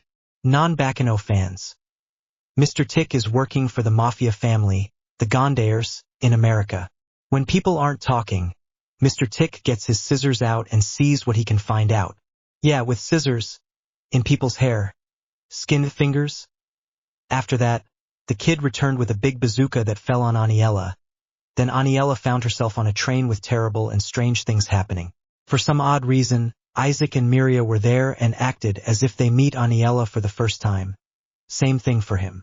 To this day, Aniela isn't sure the horrible things she saw was a dream, hallucination, or real life. Yeah, he was making a commotion at the Gondayers bar just a year ago, Aniela said quietly. She briefly wondered how the boy got away. From what Aniela could remember, he was chased into an alleyway, pink smoke, and then some handsome young man was there, looking very confused. Keith's men gave up and walked back into the hideout/bar. And Aniela doesn't recall ever hearing further news about the weird boy, even after the incident. TCH, he even annoys the Gondayer family in New York?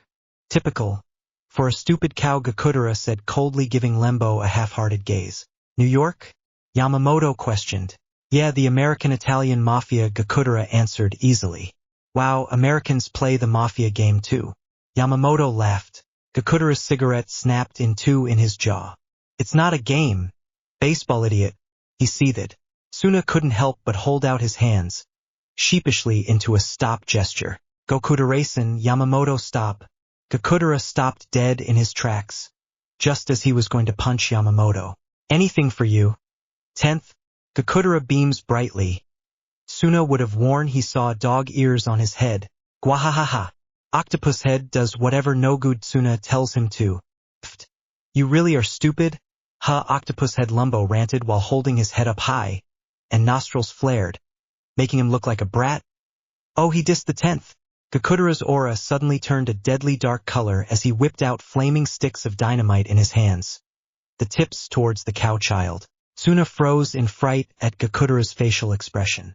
Gakudera backed Lumbo into the hallway. Suna stood at the edge of the door frame, peeking out to see what would happen. Yamamoto and Aniela stood out in the hallway just behind Gakudera. Lumbo paled and backed away. Against the wall, it chuckled weakly. Yeah, you're so pathetic. Octopus head. The cow child started to back away, out into the hallway, and started to head towards the entrance with a terrified expression mixing with his childish face. Lumbo gave a shrill shriek of terror when Gakudera started to run after running Lembo. Yup, causing a commotion. That's the cow child I remember, Aniela states all too calmly as she began to continue to sweep the last of the dirt out of the classroom door. Haha, yup, Yamamoto agreed and walked past Suna and helped Aniela. Suna couldn't help but to feel that he was the only one troubled about Lumbo's safety. 15 minutes later, a happier Gakudera returned to the classroom that 2 boys and a girl waited so patiently for him. Suna panicked slightly as he asked, where's Lumbo? Don't worry, 10th. He's went really high in the sky this time. My aim is really improving. Gakudera replied with a cheeky smile. Suna felt bad for the poor Lumbo. Suna let a sigh and let his shoulders slump. Don't worry, Suna, I'm sure that Aniela didn't get to finish when an enthusiastic couple ran through the halls of Nama Middle, straight towards the kid prodigy architect. Ayla, Aniela. 2 different, but synced voices yelled loudly at the same time. Aniela flinched at the sound of her name being shouted like that and whipped her head around to the sound of the all-too-familiar voices. The group looked towards at the interference, only to find 2 adults, Americans tourists by the look of them. The 2 stopped abruptly, just short of a foot from where Aniela stood. They wore matching purple traditional Japanese kimonos and were posing, mimicking each other as they pointed dramatically towards the surprised Aniela. Isaac, Miria? Aniela stuttered, bewildered at her friend's sudden appearance. We have come to save you from Godzilla, the smiling brunette man announced in a louder than necessary volume in a near-fluent Japanese tongue. We're going to save you, the smiling blonde woman mimicked, also in fluent Japanese. Godzilla? Suna asked with complete and utter confusion, practically punching him in the face. Yamamoto seemed to be enjoying himself, while Gakudera shared his tense expression. I thought you two were going to come on Sunday, Aniela inquired, being a little confused on the whole Godzilla thing, but smiled at seeing her friends anyway. There was a change in plans. Miria cheered. A twist of fate. My good friend Isaac misinterpreted the situation. 2C. Aniela complied weakly, still not understanding the dynamic duo. Isaac and Miria, as if on cue, pulled on Aniela's hands. Her left hand in Miria's, her right in Isaac's, and both of them were on their knee, looking up at Aniela with adoring eyes. Our good, brave sister, you came to Japan to fight off the menacing Godzilla all alone. The two chanted together, admiration sparkling visibly in their kind eyes. What? Aniela said nervously. They won't get Godzilla to appear somehow, right?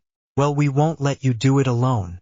Miria exclaimed with tears of admiration for Aniela, flowing comically down her smiling face's ditto for Isaac.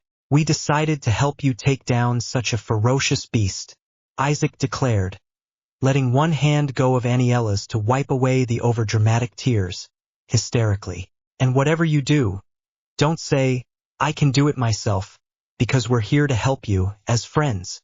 And we're friends like family, Miria went on. Right? The duo finished their skit-like pep talk together, with tears now flowing freely from their animated faces.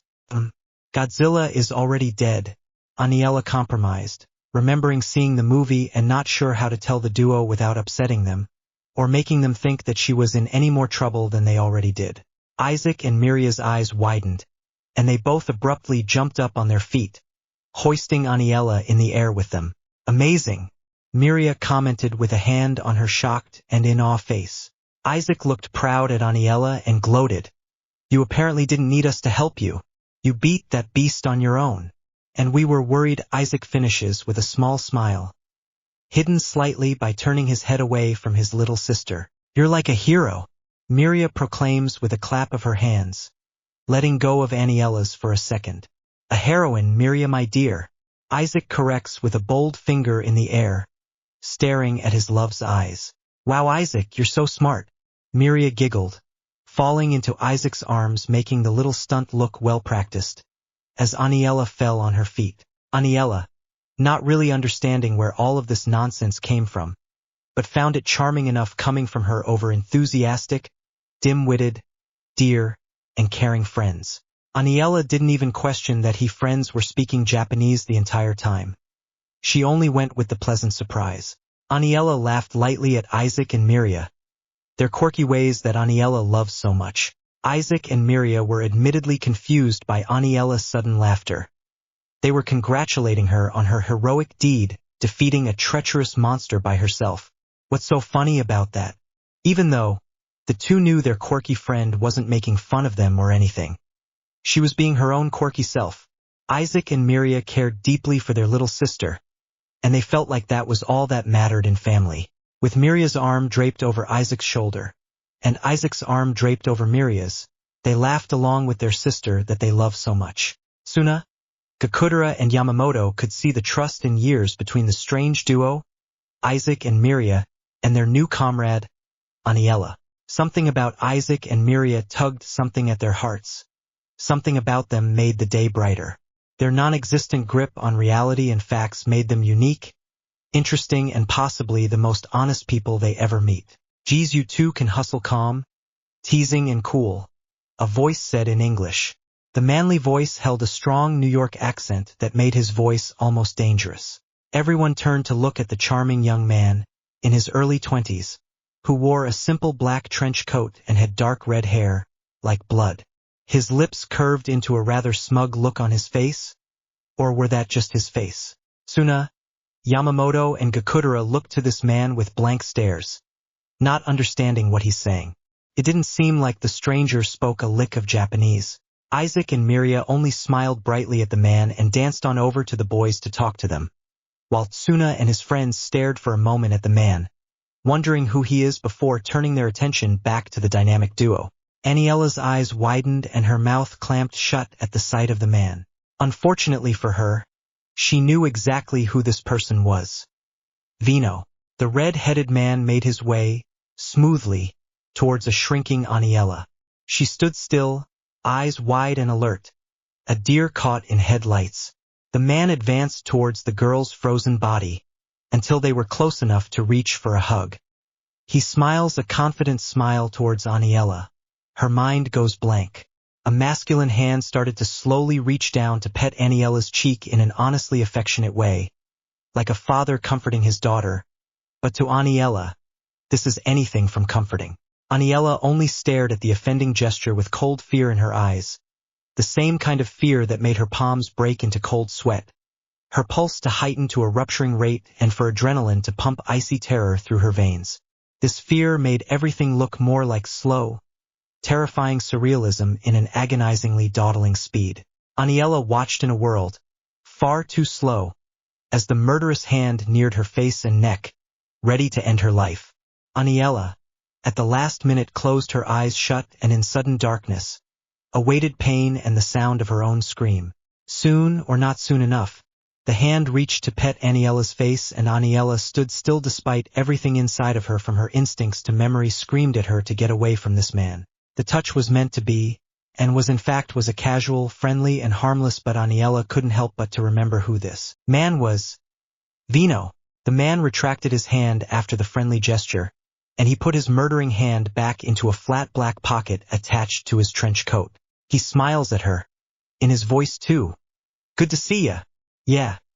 Good to see you too, she chokes on her reply, her knees threatening to buckle under the weight of fear that sat dead still in her stomach. Tsuna noticed the terrified, no petrified look on Aniela's face.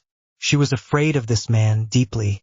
He couldn't understand what they were saying, but he could tell that there was something wrong. He couldn't see why though. The man she was talking to seemed like a typical American man.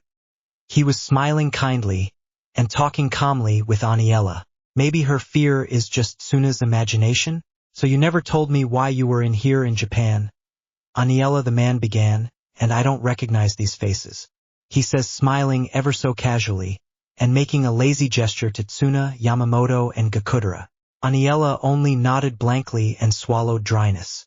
It's confidential, and these are some friends I made in class. It took a moment for her to find her voice, but Aniela spoke in the calmest tone she could, the English language coming to her like a jumbled mess that she has to decode. The man nodded and smiled, while putting his arm around Aniela's shoulder. I guess you're real popular then. I guess so. You're real charming. Chain likes that you can speak French. I can't even say a proper sentence in that mumbo-jumbo, the man says lightly, in a joking tone. Truth be told, this man really is a charming, kind, and trustworthy. It's just that he's more than just that man. He is also a monster. Aniela laughs uneasily. Vino never bothered to question it. If he noticed Aniela's uneasiness around him. You should teach me French. Maybe Chain won't feel so homesick? Vino requests with a gleam of love in his eye for his wife. Aniela's fear made it so she could only hear the beating of her frantic heart and didn't catch a thing Vino said. Her mouth twitched against her, and she settled for nodding in silence again. Oh, thanks, kiddo. I didn't want to learn by some snobby prick. Vino laughs. Wait, what? Teach him what did I agree to? Aniela panics, then wondered how she even meet a person like him in the first place. Aniela remembered the day when she met Vino. He was the nice young man she sees right now. The second time, she saw him covered in three people's blood, smiling broadly as he dug his fingernails into a man's forehead and peeled down the skin to his collarbone. The sounds, the unnatural sound of flesh ripping like that.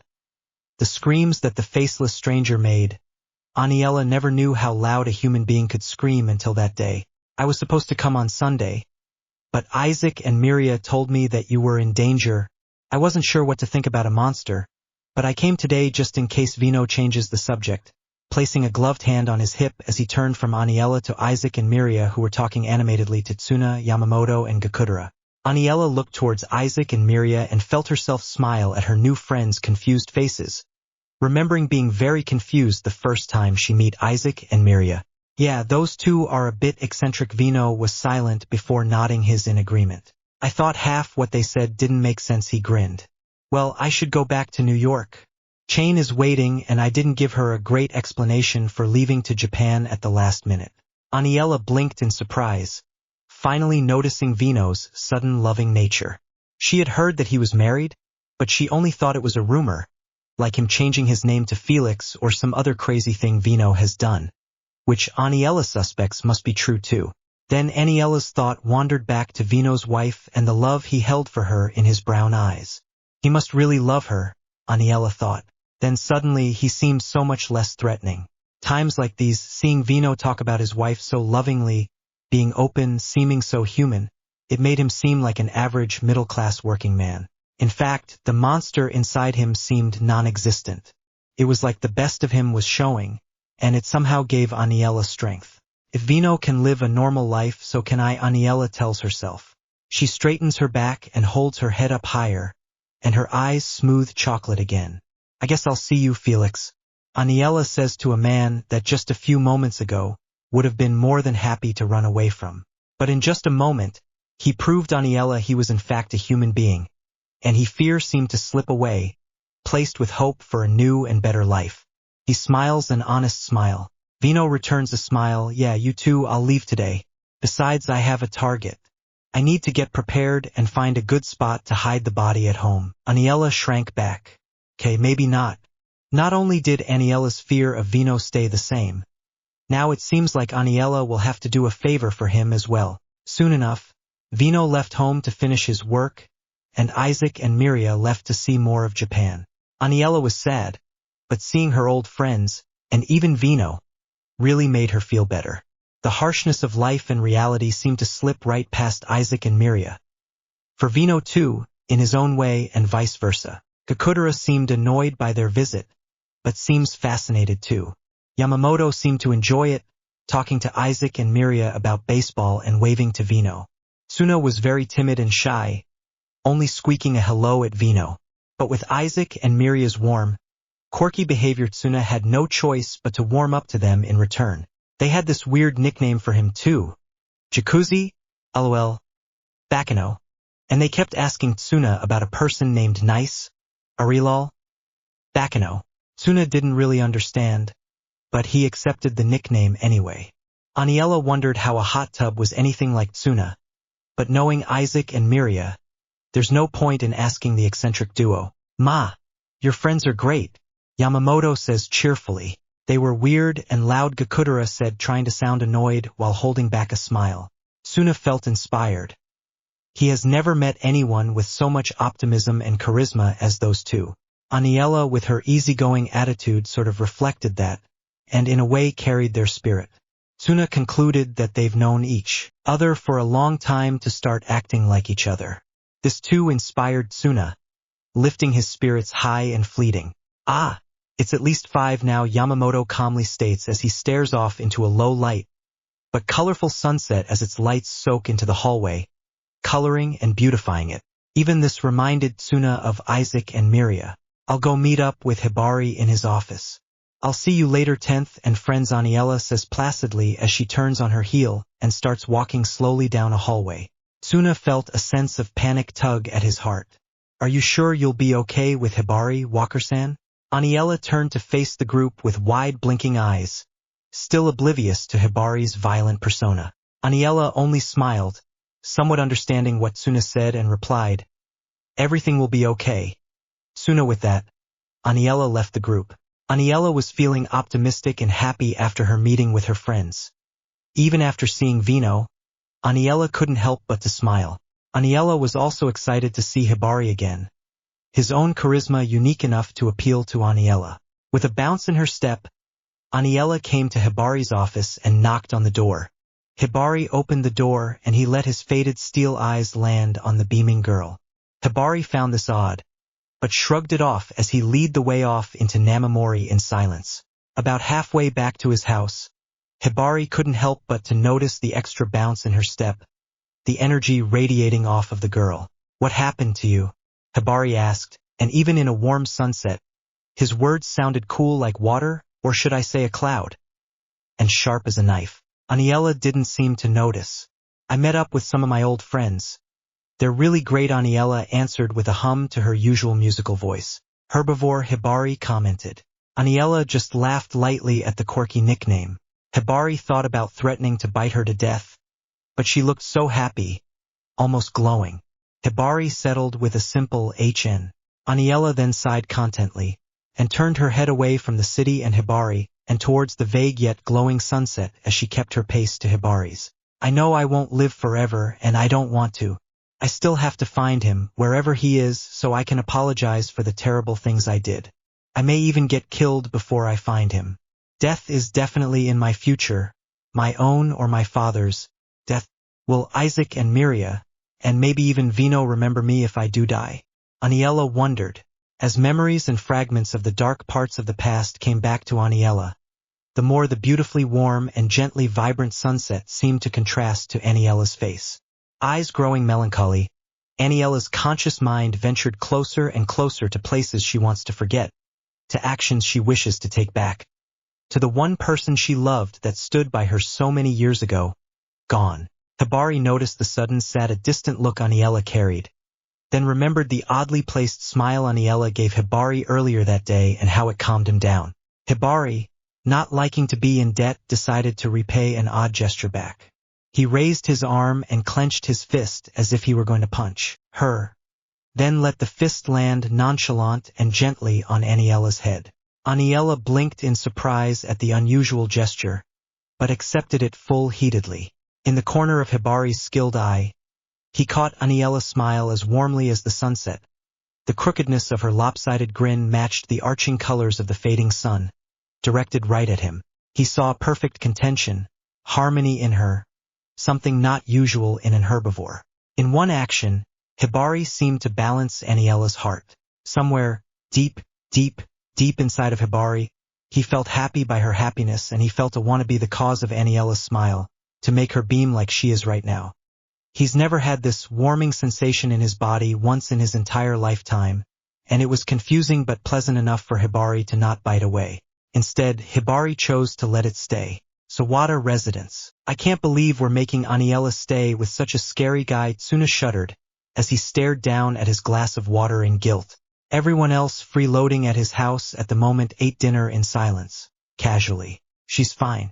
If you want to go check up on her, go to Hibari's house and go check yourself. No good, Tsuna Reborn suggested coolly, with a slight intake of mischievousness in his tone. Tsuna instantly paled. No, that's all right. Nana just smiled at her son's shyness that she thought was so cute. Don't worry about anything, 10th. If you need something done, leave it to me, Gakudera offered passionately, his whole face beaming with determination for his boss. Tsuna made an, I can't believe that this guy is almost just like a lost puppy mafioso face. Then the Iagurtopli puppy face was completely demolished as Lembo jumped in front of Gakudera. Ha ha ha! Stupid Dara. Fireworks can't protect anyone. Stupid. Gakudera promptly swiped the child away with his fist and a facial expression close to a scowl and pent-up fury. Again, Lembo's face was again stuck in the wall with muffled screams for help. Tsuna felt really bad for him, but right-hand man or not, Tsuna does not want to be stuck in between Gakudera's furry and the cow child. Normally, Yamamoto would have commented something like, haha, this mafia game sure is fun. Or, Gakudera-kun, don't be mean to kids, if he wasn't having dinner at his own place. He's the only non-freeloader, Tsuna thought, twitching in annoyance. Since when was it okay for multiple people to stay at one place and not pay a dime for it? Wasn't his mother concerned at all? Yeah, besides you need to get ready for your next mission. Reborn casually threw into the dinner conversation. Yua, I knew you were up to something. Reborn, Tsuna shouted with slight tears brimming at his eyes. He can't believe that there's yet another Vongala mission for him. What's Reborn giving him? What? A 9-minute rebound break? You have to pack your bags by August 20th, Reborn added, taking some food into his mouth. Gakudera straightened up at the news. Tsuna's jaw almost dropped on the dinner table. Oh, is Tsuna going to study abroad? Nana queried, with a small smile forming at her lips. How exciting! And what a once-in-a-lifetime learning opportunity this is for Tsukin. Nana thought proudly. Yup, we're all going to England, including Gakudera, and the rest of his friends and some others. Reborn answered, putting his fork down.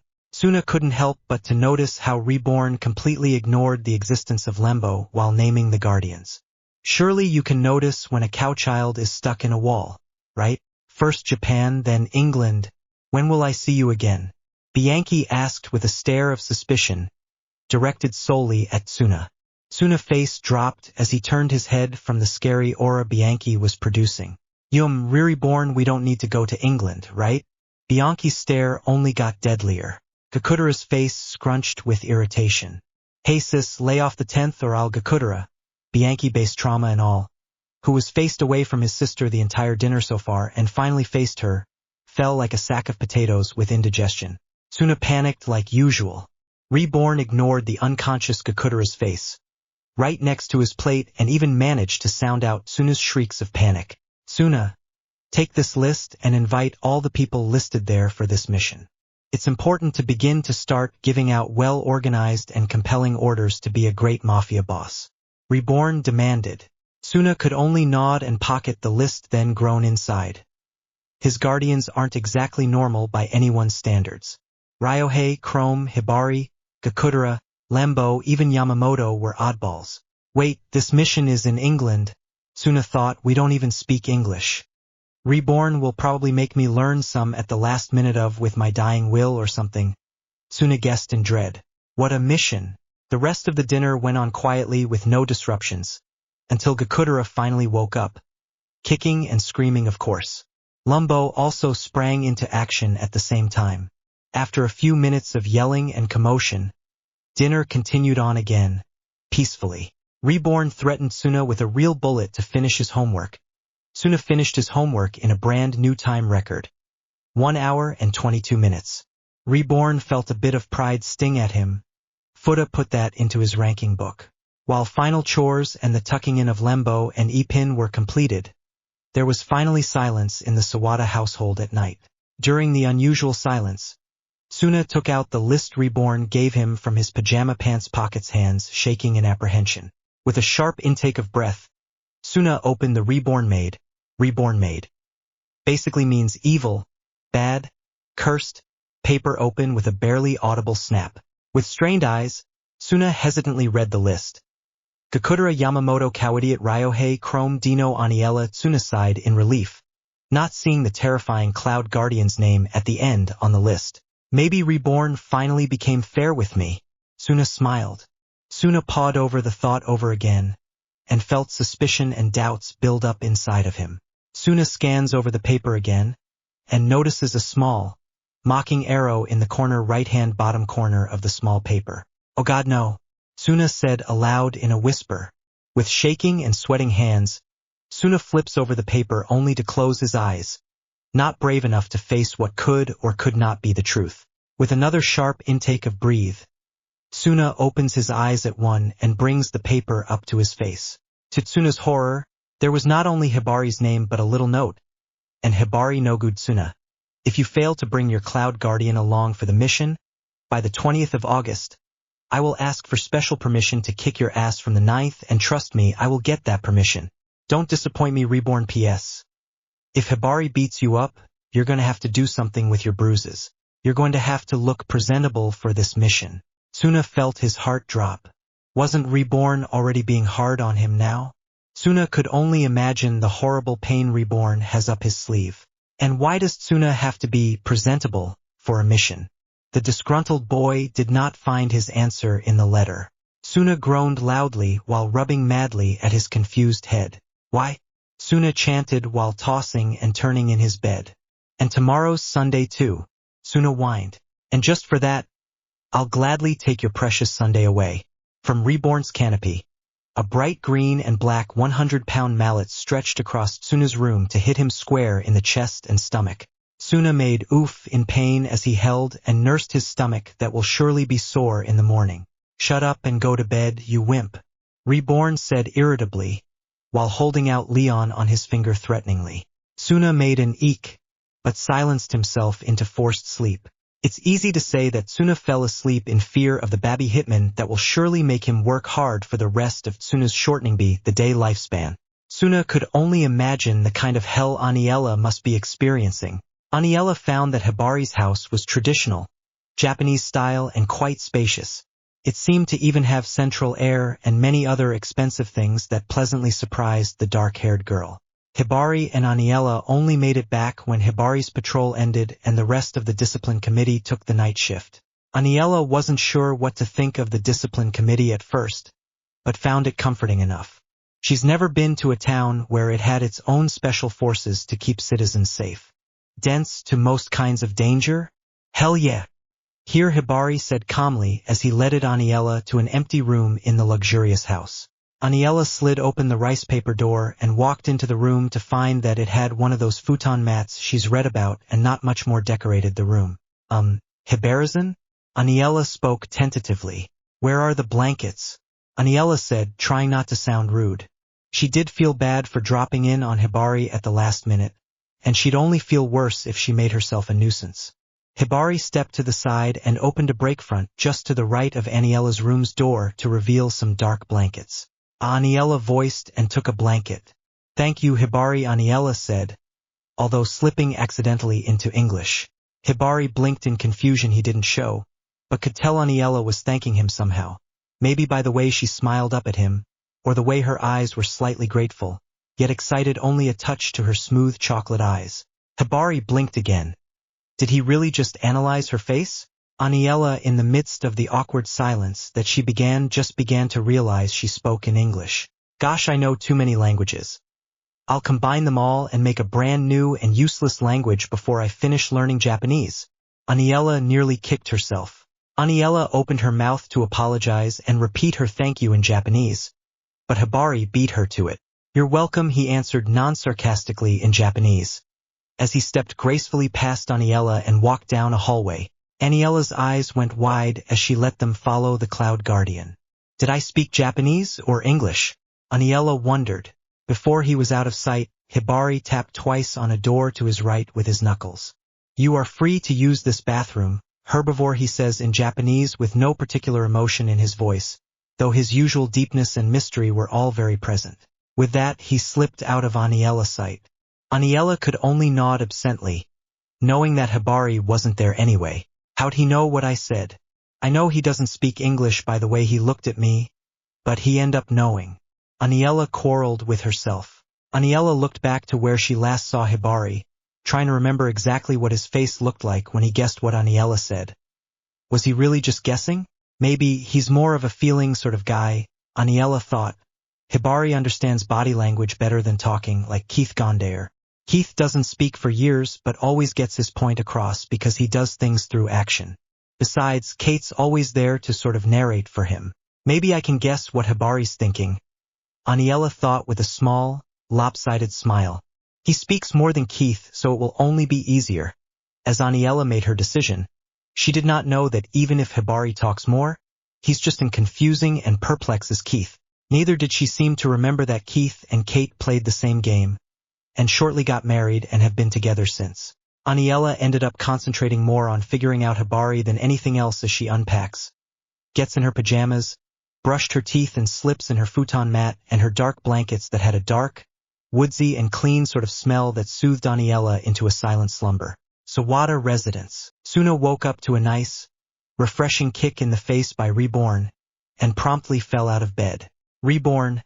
Suna started to whine. It's Sunday, and it's 5 in the morning. Can't we invite the guardians for the mission later? Suna said with an annoyed look on his face. We might as well start today, you lazy wimp. Besides, convincing Hibari to come will take longer than anyone else, and I'm sure you want to make sure he says yes. Reborn said with an evil and violent glint in his soulless ebony eyes. Suna backed away in fear of the hitman. So eat up your breakfast, we need to find all of the guardians today. Why today? Because mafia bosses don't procrastinate. Reborn and Suna quarreled, and Reborn ended up winning, of course. They soon began to start their day. Tsuna ate breakfast, the majority of it being eaten up by Lembo and Reborn. Why do you eat so much, Lembo? Tsuna questioned the bottomless pit/cowchild. Lembo only laughed narcissistically and said, because great people need a lot of food. Tsuna resisted the urge to roll his eyes, but then remembered the mission. Lembo, will you please come with me for the ninth's next mission? Tsuna asked politely with no threats, unlike his tutor. A practical way to ask for help, right? Ha ha ha ha, so you need the great Lembo's help now, no good Tsuna? Lembo ranted. Tsuna really still can't believe that Lembo is an actual guardian. How did he not die again? The ninth's mission is probably stupid anyway. The great Lembo is too mighty for any Vongala. Lembo was cut off by Reborn's foot on his mouth and most of his left side of his face. Lembo fell against yet another wall and slid down slowly while moaning in pain. Stupid, meanie Reborn in a feeble voice as he lay flat on the kitchen floor. What kind of idiot bad talks anything of Reborn's? Tsuna asked quietly in disbelief as he stared at the cowchild. You cheated, Reborn. You're only mad because you have to go to that stupid mission no good Tsuna was talking about. Lembo stomped his tiny childish feet into the ground, simulating an almost dance-looking movement. Reborn ignored Lembo. Tsuna, you got your list with you, right? I don't want to have to write another, Reborn stated while turned to Tsuna. Tsuna could only sweat drop as Lembo gets angrier and more stompy every second. Reborn ignored him. Stupid Reborn. Lembo will steal your stupid mission and do it way better than you. Stupid. Stupid. Lembo chanted angrily, waving a tiny fist in the air, unnoticed by Reborn. Completely taken by childish anger, Lembo pulls out a pink grenade and tosses to Reborn, much to Tsuna's alarm, and tosses it right to Reborn's head. Reborn slaps the grenade away out an open window, while taking Lembo with it. A blinding and face-flinching explosion goes off, shaking the entire house, which the residents, except for Tsuna, who seemed to be unalarmed. Tsuna knows his day is only just begun. Tsuna excused himself from the table and reluctantly walks outside to start the mission. With a near-empty stomach and Reborn right behind him, Tsuna sets out to find rest of his guardians and other support. One person at a time, knowing Hibari is last on the list. Aniela awoke early. Being it was basically part of her nature by now. Darn military. She stretched and yawned in her white tank top and sky and cloud print pajama pants. Oh well, that she wore to bed. For a moment, panic and confusion crossed Aniela's face as she jumped to her feet and glanced around the unfamiliar room. Before remembering why she was in this house, the mission, and Hibari. General Itsov makes us do too many drills, Aniela thought with dislike and smoothed her hair with her hand absently, thinking. For Aniela, this was one of the few times she's ever been away from anything military-related, and she wondered vaguely what to do. Aniela yawned again and wandered out of her room in search of the kitchen. Aniela decided to start with breakfast. That's what people on TV do, right? Aniela thought about it for a little and decided to make Hibari breakfast too. Aniela found herself smiling, wondering if Hibari will smile too when he wakes up to find breakfast ready. Tsuna groaned as he dragged his feet, alone in a random street. Reborn left Tsuna just a second ago, so he could do it by himself. Tsuna never realized how impossible this seemingly easy this mission was. Tsuna knew where Yamamoto and Ryohei lived, but the others? Sure, Tsuna's right-hand man was with him constantly, save for today, but Tsuna had no idea where Gakudera lived. Tsuna wasn't even sure if Chrome was real or illusion, let alone have any idea where she could possibly live. Dino lived in Italy and Tsuna didn't have his number. Reborn seemed to know how to contact him though, but Reborn left. And then there's Aniela and Hibari. At Hibari's house, possibly with other discipline committee members guarding it. With Hibari, trying to find his house in the first place is as good as signing off a death wish. I'm going to die, Reborn's going to bring me back to life, then kick me back in my grave, Tsuna thought with dread. Tsuna was silent and emo for a few minutes, but grew bored of doing nothing. Mustering up courage, Tsuna makes a little map in his head. Might as well head to Ryohei and Kyoko's house. They're the closest, Tsuna thought as he headed down a familiar block. Tsuna suddenly realized he was going to Kyoko's house, and blushed. Will she think I'm a weirdo for being up so early, and at her house? Oh, what if she thinks I'm a weekend stalker? Suna thought with dismay. With legs powered by the memory of a certain baby hitman's threat, Suna walks up to Ryohei's and Kyoko's house. Suna hears yelling and movement coming from inside of the house, with not much surprise. Not even the fact that it was 5:15 in the morning surprised the boy that lived through enough excitement to last him a lifetime. Before Suna's finger could reach their doorbell, Ryohei stood at the door frame with the usual extremely determined and passionate face and stance and holding the door wide open. His more passive sister Kyoko right behind him, who giving Suna a calm smile. Suna, flushed, waved a small, tentative hello to Kyoko. Before Kyoko could even move, her brother was already in Suna's face. Sawada, have you come to my house join the boxing club? We could use you for our next competition. He all but said very, very loudly, basically like a drill sergeant. Suna winced at the volume of the boxer's voice. Suna briefly wondered if Ryohei got surgery for iron lungs, but decided that was too extreme even for Ryohei. Hey Sawada, why are you spacing out? Do you want to fight me? Maybe it's just enough extremeness. Nay, Oniakan. Be easy on Tsunakan. Kyoko scolded, and Ryohei immediately calmed down for his little sister. Oh sorry Sawada, would you like to join my boxing club? Ryohei said in a containing voice that was barely louder than a normal person's voice. He doesn't get it, Suna thought with a weak smile showing itself. Might as well break the news to him now. But Kyoko is here, Suna thought. Hey Kyoko-chan? Suna said hesitantly. Ryohei raised an eyebrow, and Kyoko's face perked up at her name. Can I talk to Nizan alone, please? It nearly killed Suna to tell Kyoko to go away, but Suna swallowed his own feelings. Kyoko's eyes went wide with surprise, but with her mouth pressed in a line. She nodded and headed up the stairs in their house, just in sight from where Tsuna was standing outside. Ryohei's expression turned serious and calm. What's up, Sawada? He asked, leaning on his doorframe. Reborn has a mission for us, Tsuna said, trying to keep this whole list hellishness and all over as soon as possible. Ryohei looked extremely confused. Master Pow Pow, Tsuna said, using Reborn's alter ego. Mater Pow Pow. What is the extreme mission? Ryohei shouted into Tsuna's face. Tsuna shrank back and fell on his butt. He winced in pain but muttered out, well, I wanted to get everyone else together before Tsuna didn't get to finish.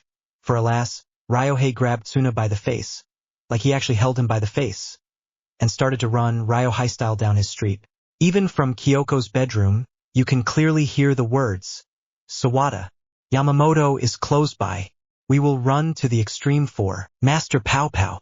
Kyoko was now not only confused, but worried too. At speeds only a dying will bullet will allow, though he accomplishes with sheer extreme passion, Ryohei charged down the streets of Namamori with a poor Tsuna who was being flung around in the wind behind the ever-energetic Ryohei like a flag on a pole. It wasn't long before Yamamoto's dad's sushi shop came into Ryohei's view, and the boxer took it upon himself to chuck Tsuna at the doorway with surprising accuracy. Normally, the thought, how come Ryohei seems to be so good at chucking people around? That was an accurate throw, would come to mind. But Tsuna was very busy at the moment, screaming in terror as he crashed with little Grace right into the sushi shop. Yamamoto and his dad, who were setting down chairs and preparing and defrosting ingredients, jerked their heads at the sudden commotion. Through dust and little shreds of Tsuna's clothes, Tsuna lay sprawled, nearly unconscious on a random table that was pushed several feet back by the force of Ryohei's throw. Tsunakin, why are you here so early? We don't even open till 7 o'clock. Yamamoto's dad said with confused gaze fixated at Tsuna's unmoving body when he finally recognized Tsuna's face, that had Ryohei-shaped handprints all over. Haha, that was a great entrance. How did you do that? Yamamoto asked cheerfully with a carefree smile. Why are they acting like this is normal?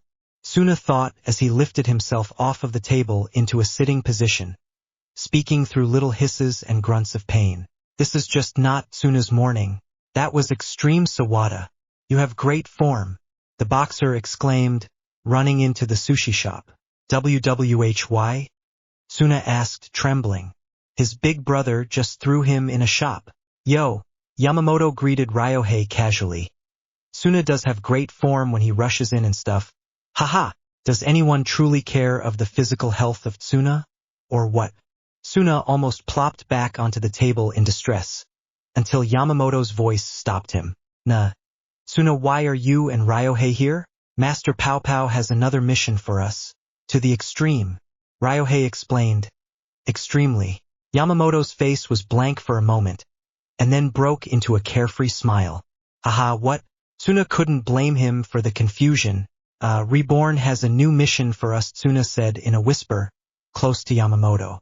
Yamamoto's face light up and said, Oh, you mean the kid wants to play another game? Tsuna's sweat dropped.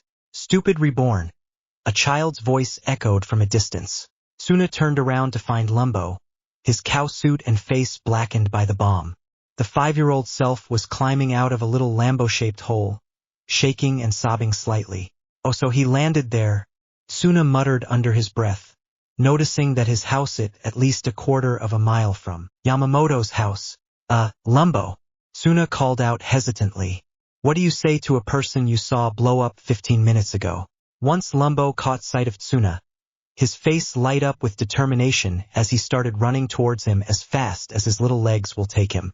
No good, Tsuna, Lumbo shouted. Tsuna's face winced at his nickname. Lumbo didn't seem to notice if he cared.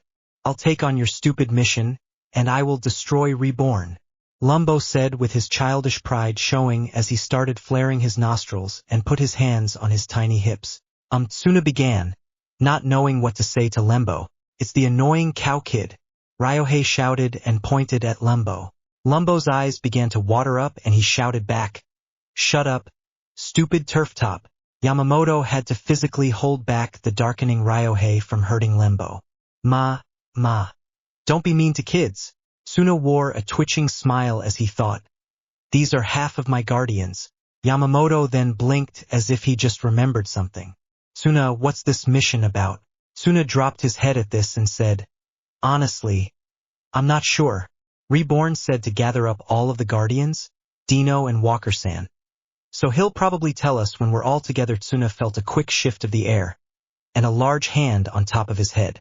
Tsuna lifted his head to find Yamamoto smiling down at him. So, let's find them. Yeah, let's go see what this mission is about. Ryohei added with enthusiasm. Yeah, Lumbo said, jumping up with a determined look on his face. Tsuna felt himself sigh as he began explaining how he has no way of finding the other people on Reborn's list. The group looked discouraged, but a few words from Yamamoto and their spirits were high again. We don't have any walkie-talkies or anything, so let's just form a search party of something, Yamamoto said cheekily. Tsuna felt himself beam for having such a reliable friend. And so the cowchild, the boxer, the baseball idiot, and the future mafia boss went to search for their equally weirdo friends, who are all somewhere in Namamori. Well, most of them anyway. Aniela feels a bit proud of herself. Not only did she find the kitchen to Hibari's enormous house, but single-handedly, Aniela managed to make a delicious breakfast, even though it took a while. While in New York, Aniela was taught by her Wifia mafioso friend, Kate Gondair, to cook some things like spaghetti, pizza, hamburgers, and even whole turkeys. Aniela wasn't sure if Hibari was fond of American food at all, but eggs, bacon, and toast won't kill anyone, right? Playing at her thoughts and pondering, Aniela found herself eating some of her cooking as she made a little more bacon just in case Hibari is a big eater. As Aniela stirred and flipped the food, she began to remember and think to herself absently. Aniela started to remember the few meals with her father growing up. Bones sticking out from her and her father's stomach. Starvation is so sadly common for poverty-stricken farmers and their families. Aniela understood well the fear and the pain of slowly dying in such a way, the horrible silhouette of death you imagine, and you get weaker and weaker, and you start to wear down from the inside out, your spirit too. Such painful experiences, such terrible events made up most of the memories of Aniela Walker. Aniela lowered her gaze as she pulled the ends of her mouth into a tight grimace and turned off the heat from under the pan full of cooked bacon. It's all over. Me and my father's suffering is over. Aniela reminded herself, even though it was partial lie. Poverty no. Suffering. Aniela still feels like she is, and she can't exactly speak for her father, wherever he is. dead or alive. Near silent footsteps make their way from down the hall to the kitchen. Aniela turned around with a sullen look, half expecting General Itsov from her usual schedule from years working under him. But instead, Aniela witnessed Hibari move subtly into the kitchen. Even as aloof as he is, he made Aniela smile. Hibari noticed Aniela's earlier grim expression, but dismissed it as tiredness. The Cloud Guardian cast his eyes down to the plate of food set in front of the foot of the table where he normally sits. "What's this?" Hibari asked, slightly amused by the surprise. He swore he didn't hear anything while in his room and guessed that the herbivore was being quiet. Hibari recalls forgetting to tell Aniela to be quiet or else last night and was glad that she was anyway. Not that he'd ever admit it. "Well, it's American food and I think it tastes good," Aniela said casually, with a lopsided smile tugging at the corners of her pink lips. "We'll see about that," Hibari said coolly as he sat himself. He noticed that starch and proteins were present in the food the herbivore chose, well for a fighter like Hibari. Aniela felt herself smile at Hibari's aloof behavior. He was in control of his own world. He was free to do whatever he felt like because he was strong and fearless. Aniela so longed to be like him, to be free and able, something Aniela lacked just about entirely of. Hibari took the first bite with no hesitation. The food was warm and tasty, bursting almost with flavor. A stark comparison to rice and veggies in the morning. Aniela watched Hibari's subtle facial expressions as he chewed on the food, looking for approval in the stoic face of Hibari. "You pass, herbivore," Hibari stated. Aniela grinned widely. "Oh wow, really? It's great that you like American food. I was thinking of ways to pay you back for letting me stay here, and well, I thought about paying you in money, but that never really pays back for the actual inconvenience, right? So I thought I'd help you out in general." Aniela finished, speaking the most that has ever been spoken in one sitting in Hibari's home. Ever. Hibari only nodded in agreement and almost smiled in amusement. She read Hibari's mind. "Pay through action, not cash. You know, I wouldn't have expected you to like America food that much. I thought I was going to have to learn how to make sushi," Aniela joked as she set her half-finished plate right spot to Hibari. Hibari held back any amusement as he started shoveling up his food with his chopsticks. Aniela seems almost too nonchalant and hard-working at the same time to Hibari, willing to work hard and to joke about it too. Weird. Aniela seems almost serene in a sense. It made Hibari feel calm too. Hibari then remembered that she lives and works for the military all her life and yet can't picture her as a soldier at all. "Herbivore," Hibari addressed calmly, while setting his chopsticks. Aniela learned to respond to the weird name and her head to Hibari. She said nothing, only stared. "You do work for the military, don't you?" Hibari questioned casually, placing his head into his hands while propping his elbows on his table. Aniela's heart dropped at the mere thought of talking about it, but feigned a practiced smile on her face. "Yeah, they keep me busy." Aniela falsely laughed, staying away from the topic of how she started working there. "And her boss. Did you enroll yourself?" Hibari questioned. Something about how she said it put Hibari at unease. Hibari, even though in pajamas, carries his tunfas with him. He could bite her to death and get the answer that way, but Hibari decided against it. How can she cook while her hands are broken? Even then, Hibari knows he's not being completely truthful. He bites the thought away and concentrates on the herbivore. "Yeah, I thought it'd be cool to have an early career." Again, Aniela lied. This time she kept the answer away from her parents. If people know of her enslavement to Itsov, then the sadness only become true in the eyes of her friends, which is the last bit of hope for freedom inside of Aniela's heart. She already lost her parents, and herself. She can't lose her friends to the truth of her misery. "I'm such a coward. I lie so I can pretend to be free, and I take missions far away from Itsov because I can't do anything in his presence. I'm nothing but a toy soldier, just like a toy soldier." Aniela thinks to herself, believing it as the truth of her life. Hibari narrowed his eyes when he sensed she was lying, not completely, but she was. Not only that, but she was hiding something. "Herbivore, tell me." The Hibari was cut off by a tremendous noise coming from outside. Hibari narrowed his eyes dangerously, as he recognized the direction of the sound as his front yard. Someone dared to destroy Hibari's property. with a sadistic gleam in his eye in his otherwise emotionless expression. Hibari holds his tunfas firmly in his hands while walking so menacingly quiet, like a predator. Aniela flinched at the noise and watched as a very angry Hibari walked off with tunfas. Confused, Aniela follows right behind Hibari, wondering who would make such a commotion at this hour. Reborn felt like sighing, but it just isn't his style no matter the situation. The hitman left his appropriately named student, Nogu Tsuna, to gather his own people, but somehow Tsuna made it into an impossible mission. From what he could hear from the wires and various other devices he put in Tsuna's clothes when his stupid, oblivious student wasn't looking. Tsuna seemed like he could only find people that he knew where they lived. His information skills must be flatline, Reborn reasoned. It was quite simple to find Gakudera. Bianchi was talking about making a new dish, and asked for Gakudera's help many times. He said no many times. She finally forced him to go after a few trays of Bianchi cookies. If Tsuna paid attention, he would have heard Bianchi say that she was going to the hot springs with Gakudera to hunt for mushrooms.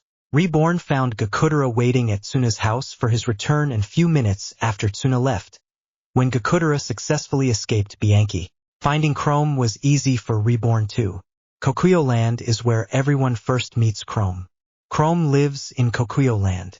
All Reborn had to do to get a hold of Dino was use Nana's and Tsuna's house phone contact list and call Dino.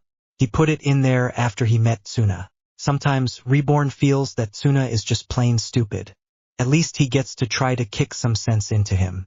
Better yet, although he promised to hurt Tsuna, why not get his easily angered Cloud Guardian beat him up for being so careless, since Reborn is feeling a bit lazy today? Oh yes, Reborn is a sadist, a good tutor, and sadistic, but Hibari is just as much as a sadist and more violent. So, Reborn let Hibari be the last test for Tsuna before they leave for the mission. Reborn smirked at the thought of Tsuna on the ground, black and blue and barely breathing, when Tsuna asks him to leave Namamori. That kind of stuff is perfect for YouTube. It'll probably end up being Reborn's job making sure Hibari actually doesn't hurt the other Guardians, as well as getting Hibari to agree to go. Yes, it will be hell convincing Hibari to go. But with Aniela freely volunteering to go on this new and dangerous mission, Hibari will have to make sure she's alright, even if it means leaving Namamori for a while. Reborn also took his time making sure Vino doesn't find out about the dangerous mission. Convincing him that it's a field trip, Reborn noticed Aniela has that sort of bonding effect on people, even attracting positive attention from the immortal serial killer Vino, aka now Felix Walker somehow. Reborn never thought that he'd ever have to hear the name Vino out loud. Many people in the Mafia tosses it around in bloody stories and frightful and quivering lips as they pass on the tale of the horrible Crimson Monster as a myth, a legend. But there he was yesterday, ageless, talking to Aniela like they were best of friends, though Aniela showed otherwise. Fear, cold fear. The hitman heard all of the gory stories and rumors about him, but Aniela was truly afraid of him. This spiked Reborn's interest. Reborn did he own study on Vino, the rail tracer, Felix Walker, whoever he is, and the bloody trail he leaves behind him. Reborn saw old photographs, very old photographs of messy murder scenes. Blood soaking the mutilated corpses, blood on the walls and ceilings, blood soaking nearly every inch of the crime scene as faded images. 1930s cops stared in horror at ungodly sin that spread itself like wine spilt over mangled and damaged bodies that were no longer recognizable after Vino was through with them. Just like wine, Reborn thought, no wonder Vino is called Vino. Not only is Vino a terrifying killer, but he is immortal. Reborn thought to himself, he will kill mercilessly for eternity. Even though Vino is close to Aniela, and Aniela seems petrified of him, is it crazy to think that maybe Aniela knows the secret to immortality? Maybe Vino knows himself and told her? Maybe immortality is guaranteed to her? Aniela's background pulls her awfully close to a covered-up series of incidents with multiple murders and immortal cases that seem to start from midst of the Mafia age, the November of 1930. The hitman has hard evidence that Aniela is close to these people who were dated back all the way to the 20s in America, and haven't aged a day ever since the year 1930, even though she's only known them for 2 years. Maybe Aniela isn't even aware about their immortality. But there's still a big chance she might. Does Aniela really know about secrets about living forever, to be free from aging and sudden death? Would it be crazy to guess that maybe Aniela is already an immortal, Maybe she somehow became one while those three immortals came to visit her? Why else would three immortals gather together? Or is it four, including Aniela? A rarity at its more distressing. Reborn's face held no smile as he sat on a fence and watched half of Tsuna's guardians, minus Abari, and Dino talking amongst themselves as they all waited for Tsuna to come back. Reborn had one hell of a time to convince Kakudera to not run off and try to find Tsuna, so they could get the last two people from the list. Really, Tsuna should hurry up and not keep his people waiting. Reborn decided, with wisdom, that if somehow the secret of immortality leaks from Aniela, Reborn will take note and he will decide what next from that moment on. Satisfied with his decision, Reborn leans back on his hands that gripped the fence post and relaxed, waiting with an evil glint in his eyes for Tsuna to come back and finish gathering all of his guardians and people. Tsuna felt slightly terrified and very anxious. He couldn't find anyone while going on the search party with Yamamoto, Ryohei, and Lembo. Sure, they're not the brightest people ever, but Tsuna thought they'd at least find Kakudera. Shouldn't his self-proclaimed right-hand-man be searching for Tsuna too? If that wasn't weird enough, Tsuna hasn't seen Reborn since this morning. That is something kind of scary, especially as Reborn is intent on keeping his promise to Tsuna.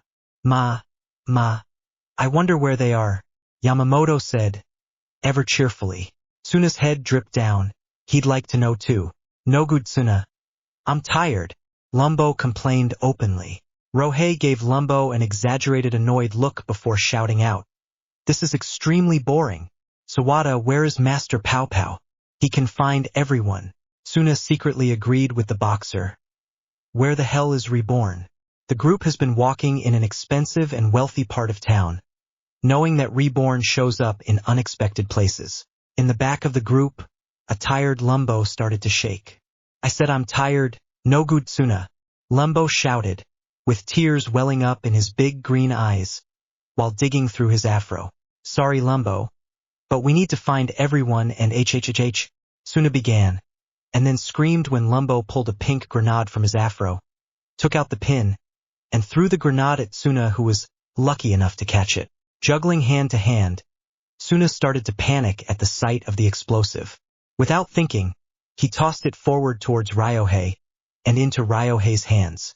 Ryohei looks at the grenade with a blank expression before nodding and tossing it to Yamamoto. Sudden hot potato.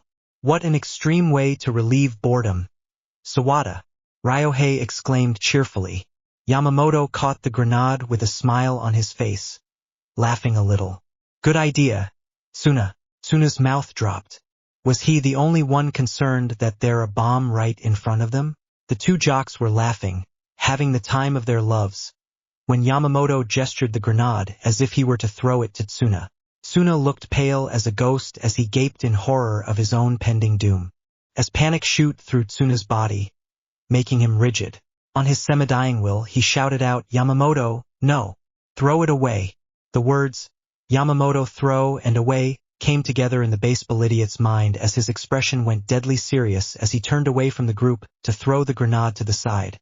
In the front yard of a large traditional home, Tsuna watched as the grenade crashed into the grassy lawn and exploded. The light made everyone's head turn away, only to look back at a completely destroyed yard. The front yard to this house was huge, but the part the grenade's explosion hit made it tore up and blacken. Tsuna started shaking in fear of the money damages he'd have to pay. Fear of confronting the assumedly rich man and his family that probably lived in the beautiful house. Not to mention the guilt of destroying a person's yard with explosives of all things. If the people living in that house weren't super nice, they'd probably call the cops on Tsuna, Yamamoto, Ryohei, and Lumbo, and they'll all go to prison. Reborn will probably make the cops only punish Tsuna for being the boss, which he isn't, and Lembo, since Reborn never really liked Lembo in the first place. Tsuna stood frozen in terror at the consequences for the explosion, as Ryohei said, "Ooh and ah," at the extreme explosion. Lembo stopped crying during the explosion. The lights and loud noises distracted Lembo from his boredom and made him smile. Yamamoto was the only one close to the same emotional level as Tsuna, though it's rather very watered down. "Haha, whoops. Sorry about that, Tsuna. I can't control myself when I'm in the baseball mode," Yamamoto said lightly, and rubbing the back of his head sheepishly. We'll die, we'll all die, Tsuna thought to himself as he guessed the years of paying back he'll do to repair this lawn. Tsuna's thoughts could never have been more accurate as the coldest, darkest, angriest and also familiar voice rang out menacingly. What are you doing, herbivore? While still sitting on the fence in front of Tsuna's house, Reborn was about to smack Gakudera over the head for complaining that he didn't know where Tsuna was, and that his right-hand man should be there for his boss, when a large explosion turned everyone's attention to an area roughly a quarter of a mile from where they were. What was that? Chrome asked, wide eyes and clutching her trident close to her chest. Gakudera looked boredly at the sight of the explosion. He's seen bigger. Should we check it out? Dino queried casually, the question meant for Reborn. Yeah. It's probably Tsuna, Reborn said casually. Gakudera immediately stood up with wide eyes. What? Well, we have to make sure the 10th is all right. Predictable, Reborn said. It'd be fastest to go by car. Dino? Reborn said, turning his attention to the blonde man. Dino's surprised eyes turned serious as he strolled over to his car, and since he didn't bring his men with him at the sudden call for a new mission, he sat in the driver's seat. Reborn hopped from atop of the gate through the passenger seat window and into his seat. He can 'cause he's reborn. Gakudera bounded towards the car and not so gracefully, stumbled into the seat right behind Reborn. Chrome gave a nervous look as she hurried along to get herself in the seat behind Gakudera. Since Dino was driving without subordinates that day, it was not so safe to say that Dino may or may have not ran over some people and run into a few buildings as they started getting closer to their destination. Tsuna shrieked as he saw a glowering Hibari, with the most pissed-off expression he's worn since he's known him. Tsuna's body shook with fear, and his face paled at the sight of the shiny steel tonfas that Hibari owned in his hands, even though Hibari was in his black pajamas. Even Lembo backed down at the bloodthirsty aura the shady teen was pouring out. However, Ryohei and Yamamoto seemed completely unaffected by Hibari's menacing glare. Yo, Hibarizan, you live around here? Ryohei asked in his usual extremely loud voice. Hibari's glare narrowed on Ryohei as Hibari thrust his hand forwards, and allowing his tonfa hit Ryohei square in the forehead. Ryohei stood standing for a moment, before falling unconscious on the street. Tsuna gaped at Hibari's exceedingly short temper. He usually says something to you, before knocking you down like that. Hibari is very pissed. I know he didn't do it. Which one of you did do it? He said in a deadly calm voice. You could almost see the menace coming off of Hibari in a dark and scary cloud form. Tsuna nearly fainted in fright by Hibari's exceptionally vicious behavior. The brunette closed his eyes, wishing the terror away. While in the blind darkness, Tsuna heard shuffling and a gripping noise. Tsuna dared to open his eyes to find Hibari grabbing a Yamamoto who was laughing casually in Hibari's death grip. Lumbo was stuck under Hibari's foot, squirming for his life. Hey Hibarizan, it was an accident. Yamamoto tried to laugh.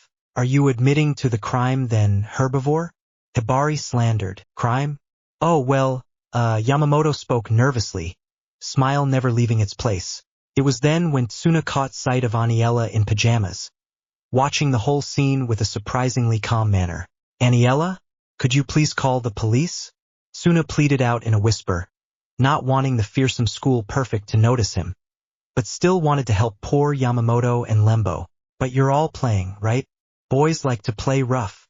Aniela said honestly with a smile while remembering Fyro and Miza playing together with knives. It's like she's used to this. Tsuna gaped out loud. Hibari turned his attention from Yamamoto to Tsuna's sudden outburst. Hibari caught the direction of Tsuna's eyes and looked at Aniela with a calm face and cold eyes. Aniela gave a small wave and a smile, like the violence wasn't happening. Weird. Hibari turned back to Tsuna, who instantly shrunk under his glare. What business do you have with Walker? Hibari asked sternly.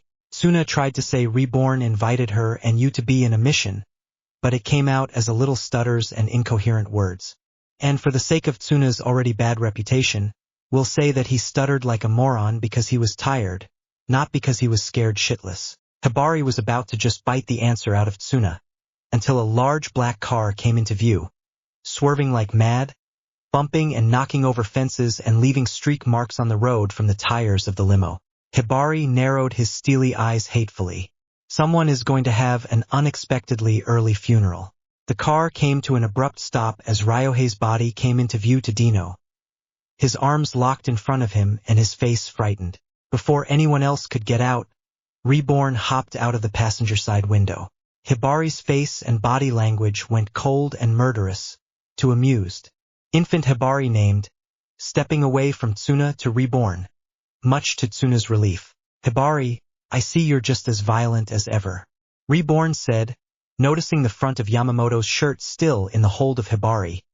Ryohei's unconscious body laid out in the middle of the street, Lumbo under Hibari's foot and a trembling Tsuna. Then Reborn noticed Aniela standing by and watching everything like it was normal. Weird. And then Reborn took notice of the damage done to Hibari's house. By explosive. Tsuna, you idiot, Reborn smirked, tilting his fedora the right way for mystery. Hibari smirked sadistically at Reborn, dropping Yamamoto to the floor while charging at the Baby Hitman with full force. Reborn being Reborn, he dodged every one of Hibari's strikes aimed at his head. Where else can Hibari even reach? Hibari, a great fight awaits you, Reborn said casually, after dodging Hibari's swing to the side of his head. He jumped up in the air and landed in a sitting position on Hibari's fence post. Hibari stopped charging and stood still while letting his cold gaze on Reborn. This fight Reborn was offering caught Hibari's attention. Reborn, please just tell me, what is this mission even about? Tsuna practically sobbed, obviously not able to take the mental stress. Tsuna's tolerance to stress was never strong to begin with either. Reborn only smirked. Aniela, the project isn't ready just yet, is it? Reborn asked, not looking at anyone. Aniela blinked in surprise, but answered yes. I'm really ahead of schedule. I can have it finished by tonight. Reborn seemed eerily pleased by this. Yeah, what is this mission even about? Kakudera, who during Hibari's and Reborn brawl, went to his boss's side followed by Dino and Chrome. It's a direct mission from the 9th, Reborn said casually, taking a flaming letter from his tiny jacket. Any other rational thoughts like, how did you get that letter to fit into your jacket?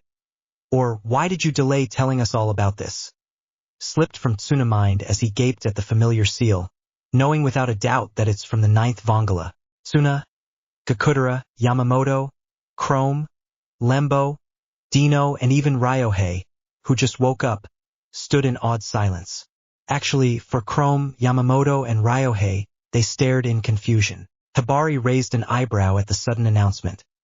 Aniela looked worried about Reborn holding a letter that was on fire. Reborn took the silence as a chance to explain now.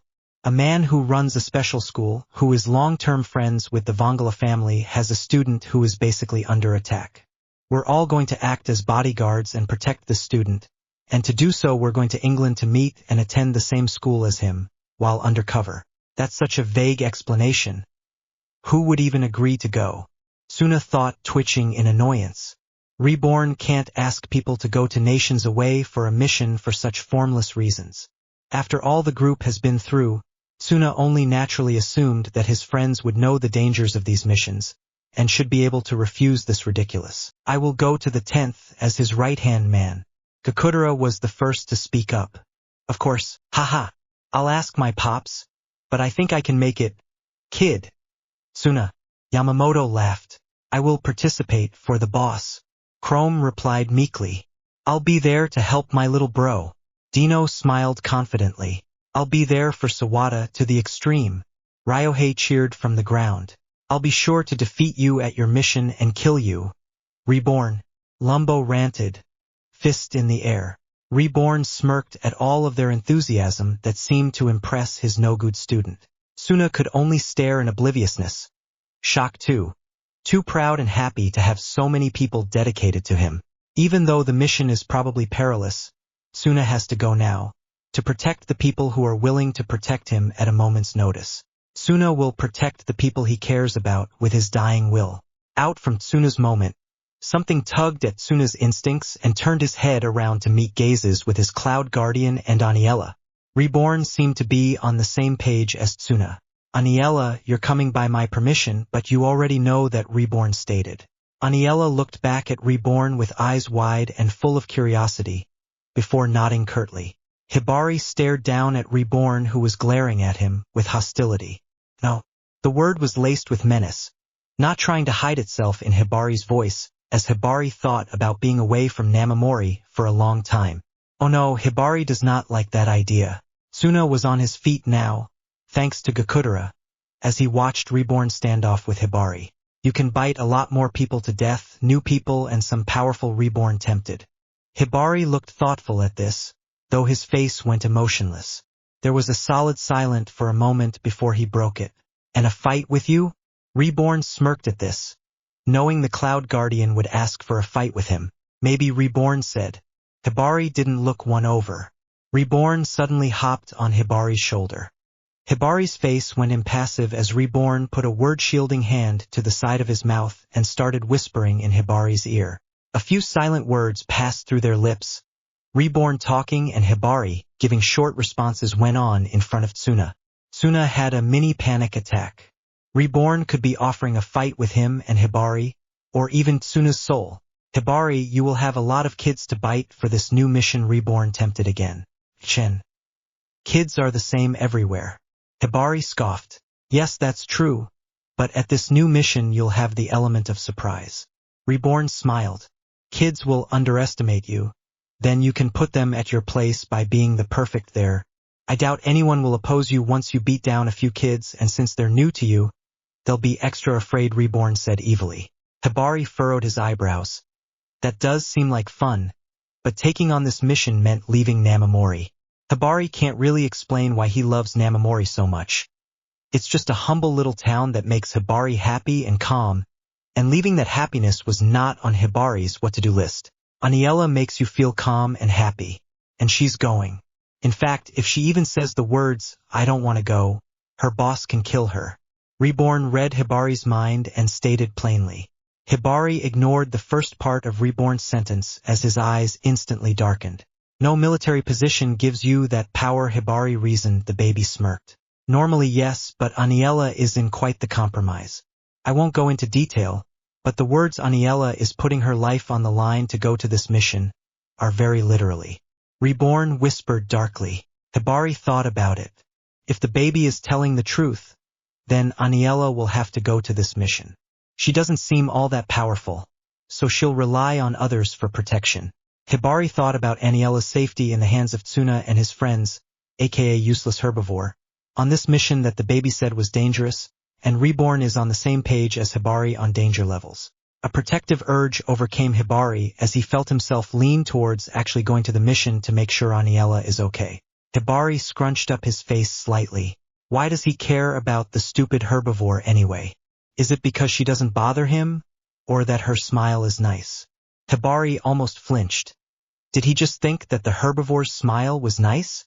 More reasons to like Aniela came to Hibari, and the more and more irritated Hibari grew, but Hibari couldn't ignore the fact that he really wanted to make sure Aniela is safe. But he can't let Reborn think that he's considering because of the herbivore. Maybe after the fight, I'll consider fighting you. Reborn offered, knowing that Hibari will never let him think he's protective of Aniela, and just gave Hibari another reason to go.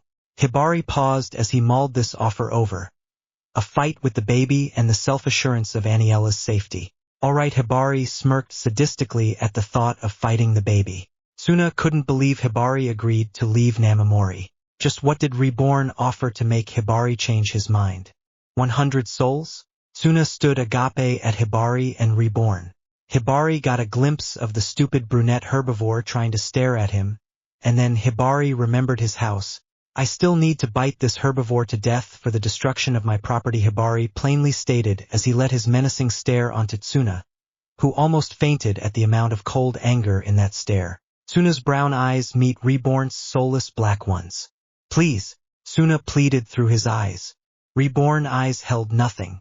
Please don't let him bite me to death. Tsuna pleaded again. Silence. Finally, Reborn moved his mouth. Go ahead, but make sure he can walk by tomorrow. I'll have some people come over and fix your yard. Tsuna's hopes were shattered as a darker-than-usual Hibari walked towards the shaking boy. Aniela, you're gonna have to come with me for a moment to discuss further adjustments of your participation for this mission, Reborn said, while gesturing to coming inside of the limo. Aniela seemed thoughtful, What else is there to discuss than the letter he sent me?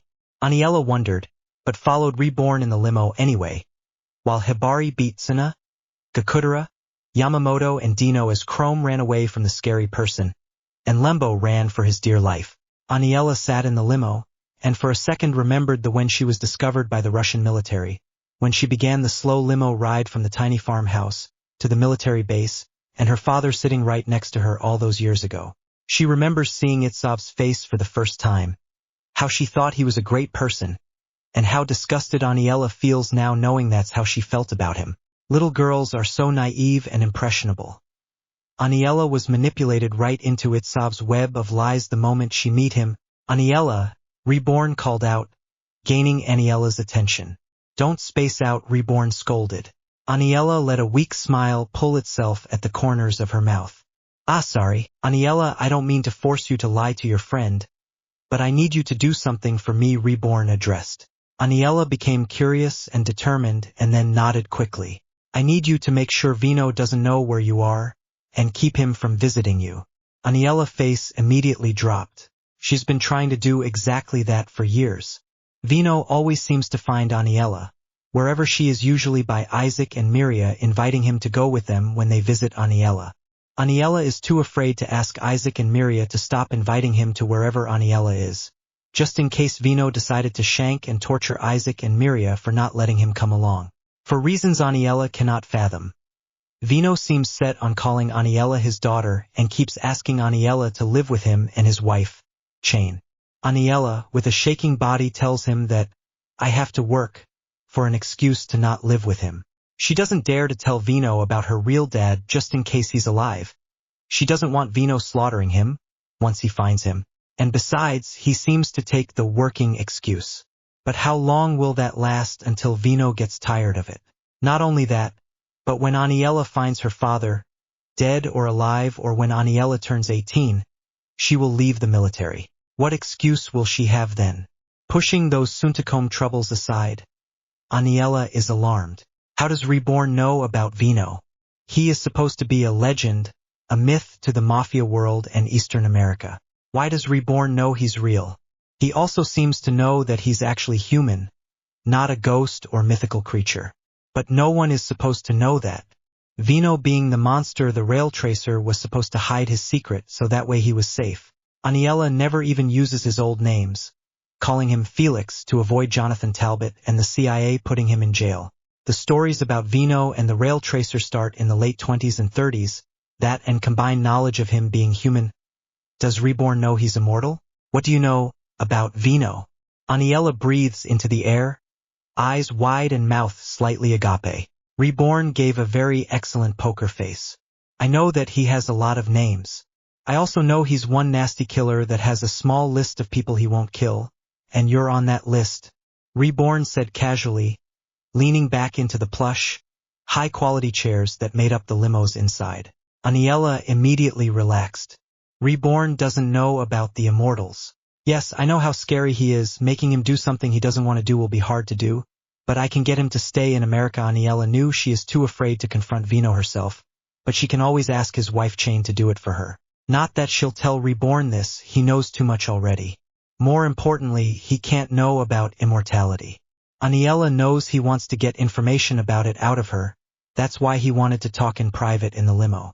I should have seen this coming, Aniela scorned at herself. Aniela held back a grimace as she faked a calm look. That's good. I bet you're wondering why I wanted to talk to you inside this limo alone. Am I right? There was an edge to Reborn's voice. Something unspoken. Aniela tried to decode his tone. He wants something. Biting down on the inside of her cheek, Aniela forced a smile.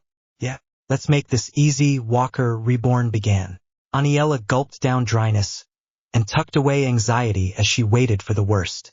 I need you to make sure Hibari doesn't damage Tsuna too much, Reborn said seriously. Aniela blinked. Well, at least he's not asking about immortality. But the question is weird. Didn't boys play rough all the time? It's not like they're murdering each other like Vino. The name made Aniela involuntarily shiver. Okay, Aniela agreed, hoping to get the terrifying man out of her head. Reborn smiled that trademark smile. Good, but during the pandemonium, Everyone seemed to not notice a man in a simple but elegant dark suit, with blood-red hair that seemed to look around for something quite casually, as if he were completely comfortable in being in a foreign country. In a sense, it seems that this man owns the world. He's young-looking, handsome, has a lot of money, so of course he has confidence. He is even a formidable fighter. This man should be looking after younger people and be helping them, but their safety in general didn't seem to spike any interest. It's almost like he doesn't care if they died. Truth be told, Vino really doesn't care if their faces were ripped off or not. The Gondair family's greatest assassin came to Japan for a second time for one reason: to get the kindly French-speaker girl to live with him and his lovely wife Chain. Vino loved Chain more than anything, and wants her to himself, as does she. But Vino realized that Chain is getting homesick, after revealing to him she was born and raised in France. During first courting, Vino was sort of distracted by Chain's beauty and mystery, so Vino never bothered to find out was race and nationality the mystifying silent knife wielder was. He loved her, he would marry her, and after a few years after he met her, he did, and besides, he couldn't tell her nationality by her accent because she is a mute. But things in their not-so-modest settlement in Manhattan after a few decades were starting to get complicated. Chain wanted to be in France and write. She cannot speak. She writes down what she wants to say on paper, to other French people. Despite her love for her New Yorker husband, she loved him. The language he spoke was mediocre in cultural importance at best. Vino knew Chain missed hearing the beauty of her native language, but Aniela just happens to be fluent in it. Thus is why he wants to adopt her so Chain can feel better and Vino doesn't have to get away from crazy and exciting New York, or away from his family. It's not like Chain wants to be with her family.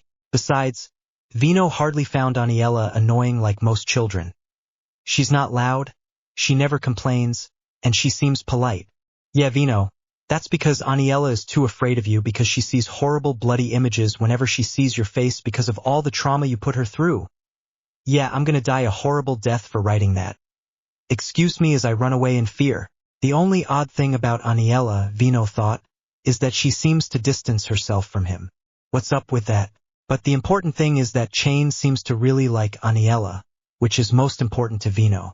So, Aniela is the winner. Now for those pesky details. She works, so that means she has no parents to take care of her, right? Vino reasoned with himself. He remembers meeting her, dazed and confused with Isaac and Miria, who were showing off their foreign friend off to their friends in the Gondair bar. She had a thick accent at the time, but grew out of it in a few years of going to world meetings with the military leader of Russia, Levitsov, and while in the US and went to New York to visit Firo, his brother Luc Gondair, and the rest of the Gondair and Martillo Mafia families in Chain. Vino would have sworn he remembered seeing her on the night of the Flying Pussyfoot during 1930, but that's a bit far-fetched. After all, Aniela is a mortal girl, born in the 90s. Vino knows he and Chain are immortal, but death won't matter anyway. Vino decided to let Aniela be immortal. She won't die in his world. Vino, from a young age, decided the reasons he sees and is able to interact in this world that he sees is because he is the world. Vino knows it's because the world is his entertainment, chaos and all. Everything he sees is everyone else's lives. He can decide who will die or not, whether this building or that building will be set on fire with people inside. If Vino really felt like it, he would destroy the world. But Vino would preferably not. Not with his love, Chain in his world. Vino knew only a little about human beings, but there was one thing he was sure of, and that is Chain is his, and he is Chain's. He loves her dangerously smooth yellow eyes, her neck-length dark flowing hair that looked like ebony silk rather than hair, her flawlessly smooth face, her superior knife-wielding skills, the guessing game that Chain creates when Vino tries to think, what is she thinking? While still knowing by looking in her eye that she loves him back just as much. In short, there's nothing Vino doesn't love about Chain, and can't imagine the word imperfection when he thinks of her. And so Vino, as a man, can't accept seeing Chain get anything less than the entire world.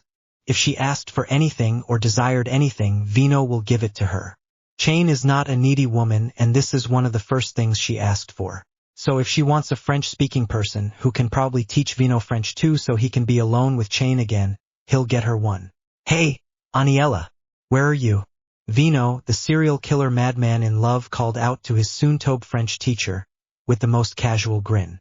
I got some news for ya. Aniela stepped out of the randomly placed limo, feeling like she dodged a bullet shot by no other than Reborn. Aniela isn't sure what she'd even try to say if Reborn asked about immortality. It's a great relief that he didn't ask. And yet, Aniela feels a chill, an instinctual one that makes you paranoid, and the hairs on your neck stand up in vague panic. Am I having an emotional breakdown 2 years after all the terrible things happened to me? Aniela wondered if she went crazy lately, because this paranoia is starting to make Aniela's heart race exceedingly. Just then, Aniela felt another chill run down her spine on the warm summer day. With a bewildered expression, Aniela is sure. Yeah, I'm just crazy. Aniela, you're not crazy. In fact, you're right on track. Reborn casually read Aniela's mind. Aniela blinked absently, as fear started to pour into her mind. It isn't like Aniela is used to calm happiness like the type Isaac and Miria produced. She was used to much less sunshine and rainbowish things. Aniela guessed that's why she likes Isaac and Miria so much, and Aniela could only imagine what horror Reborn could be talking about. So, Vino is here, Aniela asked as a statement, turning her head side to side, checking for danger. From the corner of her eye, Reborn only smirked, making Aniela feel 10 times worse. It was easy to say Hibari didn't go easy at all. Not that he ever did. Random bruised bodies were sprawled out. Tsuna's wounds were not as bad as everyone else's. Hibari is a man of his word, threats included. Hibari was admittedly relieved to know that the baby's subordinates were going to fix his lawn. Anyone else doesn't have the skill to restore it back exactly how it was before the herbivores blew it up. Hibari's calm smirk turned into a frown full of distaste. Herbivores blew up his yard. Honestly, Hibari never saw that happening. The Cloud Guardian's mind started to calculate what was missing and found that, fortunately, only grass and soil was destroyed in the blast. Hibari is going to have to make sure to really bite them extra hard the next time, remembering the promise he has with the baby. Even with his dilemma fixed, Hibari feels like he's missing something. But what? Hibari then recalled Aniela. Turning his head in all directions, he didn't see her. The head perfect narrowed his eyes, and his mouth was pulled into a straight line. It looks like Aniela was taken out of place by force, since he did tell her to stay put. And soldiers don't go against orders, unless the soldier is being commanded by a more powerful person. Is it ostentatiously incorrect to say that maybe the infant has taken Aniela? Hibari didn't think so. Hibari let a sadistic smirk play at his features, as he started to search for the one person he really wants to fight. Hey! A voice yelled out. Hibari heard the voice, though not understanding the word, and turned to a rather smooth-looking adult man who looked American. It wasn't the red hair or the brown eyes that gave him away. It was the smug look on his face, and the way he waltzed around like he owned the place that Hibari knew he wasn't good news. As soon as the man strolled his way easily, as if he didn't notice the debris or damage, and seemed to think Hibari was no more of a threat than a fly. This annoyed Hibari. Hey kiddo, you wouldn't happen to know any English, do you? The man asked in his New York accented voice in English. Hibari didn't understand a thing he said in that sentence, and so did the universal no, and shook his head. Ah geez. How am I going to even find Aniela? The man pondered with a lightly frustrated voice. Not that Hibari could even tell. But what Hibari could pick out from the smug man's sentence is Aniela, even though it was accented in a different language. What business did he have with the herbivore? Hibari wished the man spoke Japanese. Hibari decided instead of just attacking the overconfident man and gave him a level stare, in the eyes of other people. A glare. The man didn't seem to know or care as he smiled a rather charming smile, that Hibari narrowed his eyes at him. A typical American man. Maybe I should have brought someone to translate for me. But you're not talking much, are you? Vino spoke to Hibari as if he could actually understand what Vino is saying. Hibari said nothing as he didn't recognize a word out of the America's mouth. TCH, herbivore. The school perfect spat at the grinning man. He might just bite him to death for being American. Ah, you speak. Well, it's not like I don't mind you not speaking. After all, my beautiful wife is mute. Vino smiled at the thought of Chain despite the glares of Hibari. The school perfect momentarily thought the red-headed man was crazy, by the way he was smiling off into space. Well, this was only supposed to take just a few minutes, but I can't find my new daughter. Haha. I guess that means I have to go home and meet up with Aniela later, Vino decided with a confident smile. She's not going anywhere, and Japan is a small country, the madman situated his plan. Turning back to the dark-haired Japanese boy, Vino smiled again. Thanks anyway, kid. With that, the murderer walked away to catch his flight back to Manhattan. Hibari made a tsh sound in disapproval at the smiley American man's attitude and felt a lot better as he left. He really would have bit him to death if he didn't seem to know the military herbivore. Hibari wasn't really sure why that fact mattered to him in his decision to fight the man, but he knew it made him feel better that he didn't. Suna groaned loudly in pain, unable to move on the hard concrete that he lay on. Countless cuts and bruises littered his visible and his unseen skin. Of course, he actually expected to be dead for blowing up Hibari's front yard, but the brunette isn't complaining much. The small boy rolled to his side to meet gazes with the baseball enthusiast who was smiling and laughing, despite the situation. Haha, I thought Hibarizan would hurt us more. What a way to stay optimistic, Tsuna thought sarcastically. He loved his friend Yamamoto, he really does, but sometimes the sunshiness is a bit much. Yudiame.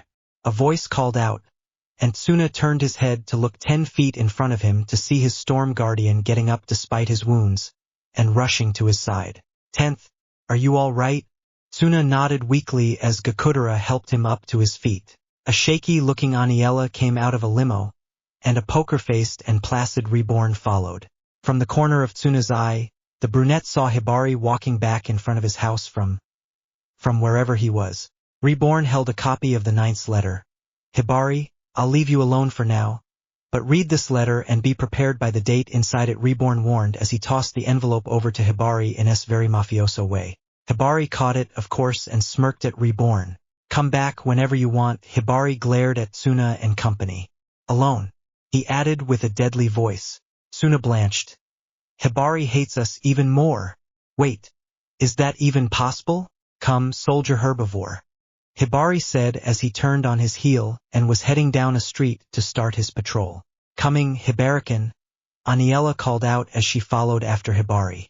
Tsuna blanched again. Since when was Aniela Hibari's helper? The poor, beaten brunette sighed. Life just gets harder, don't it? Reborn grunted slightly as he hopped in the air and landed in Tsuna's spiky hair. Come on, Dame Tsuna, we need to finish your training. Tsuna's eyes bulged out of their sockets. Reborn, I have bruises all over my body already. Reborn smirked evilly as a gleam shimmered in his eyes. The sadistic baby held up his Leon hammer. A boss shouldn't be beaten by his subordinate, no good Tsuna. Thank you, Reborn-san. Now I can defeat that stupid bastard for the 10th as soon as you finish with my training. Haha, Gakudera is so energetic. So when do we get started, kid? Tsuna's friends seemed much more motivated than him. Tsuna sighed out loud. How is it that Aniela has it easier than me? She's been with Hibari for over 24 hours. Smash. Shut up, you wimp. In the living room, and on the couch, Tsuna's moans of pain could be heard from the pillow he was trying to hide his shame. Tsuna's two best friends stood next to the brunette without a scratch. On the floor, Lumbo and Ipin were chasing each other around the couch. Fuda and Bianchi left to go shopping for some ingredients for dinner that Nana forgot to buy. I never really thought you would be this pathetic, no good Tsuna. Reborn paused to take a sip of tea Nana made. But at this particular moment, both Yamamoto and Gakudera would make a better mafia boss than you. Reborn insulted with no qualms for Tsuna's injuries as he bounced on the boy's bruised back. Tsuna replied in a squeak of pain. What? No, never, I would never be a better boss than the 10th. It's impossible, Gakudera exclaimed, waving his arms around for enthusiasm, as a blithe Yamamoto laughed along. Haha, the kid sure takes this game seriously, doesn't he? Gakudera whipped his head around to seethe at Yamamoto. For the last time, baseball idiot, this is not a game. Yamamoto was silent for a moment, processing the information Gakudera. The fact that Yamamoto seems like he was actually thinking caused Tsuna and Gakudera to make sounds of amazement and leaned in towards the baseball star to witness to unimaginable. Yamamoto found out that the mafia is not a game. You really take this mafia game seriously, huh, Gakudera? Haha. Even more seriously than the kid. Yamamoto laughed free-heartedly. While Tsuna and Gakudera had the same thing on their mind, he really doesn't get it. Well, actually, this is more or less of Gakudera's thoughts. What a baseball idiot. I believe it's time we go over the ninth's orders. Reborn mused as he somehow got a giant flaming letter out of his tiny pocket. Tsuna didn't even question the physics behind the stunt as he gaped at the familiar flame for a seal on the envelope. What does it say? Tsuna asked timidly. Reborn then promptly smacked Tsuna over with his Leon hammer. Ow! Reborn, we have to wait for your guardians and also Dino and Aniela to come to read this over and discuss traveling and magical train ticket prices in Europe. Reborn said nonchalantly. What magical train?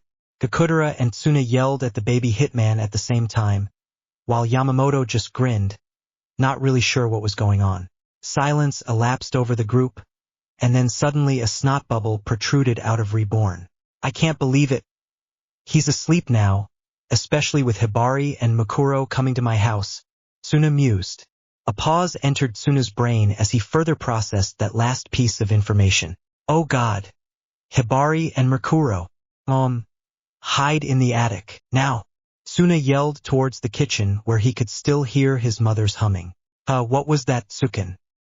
His mother asked innocently from the kitchen, holding up a pot roast that she was about to put in the oven.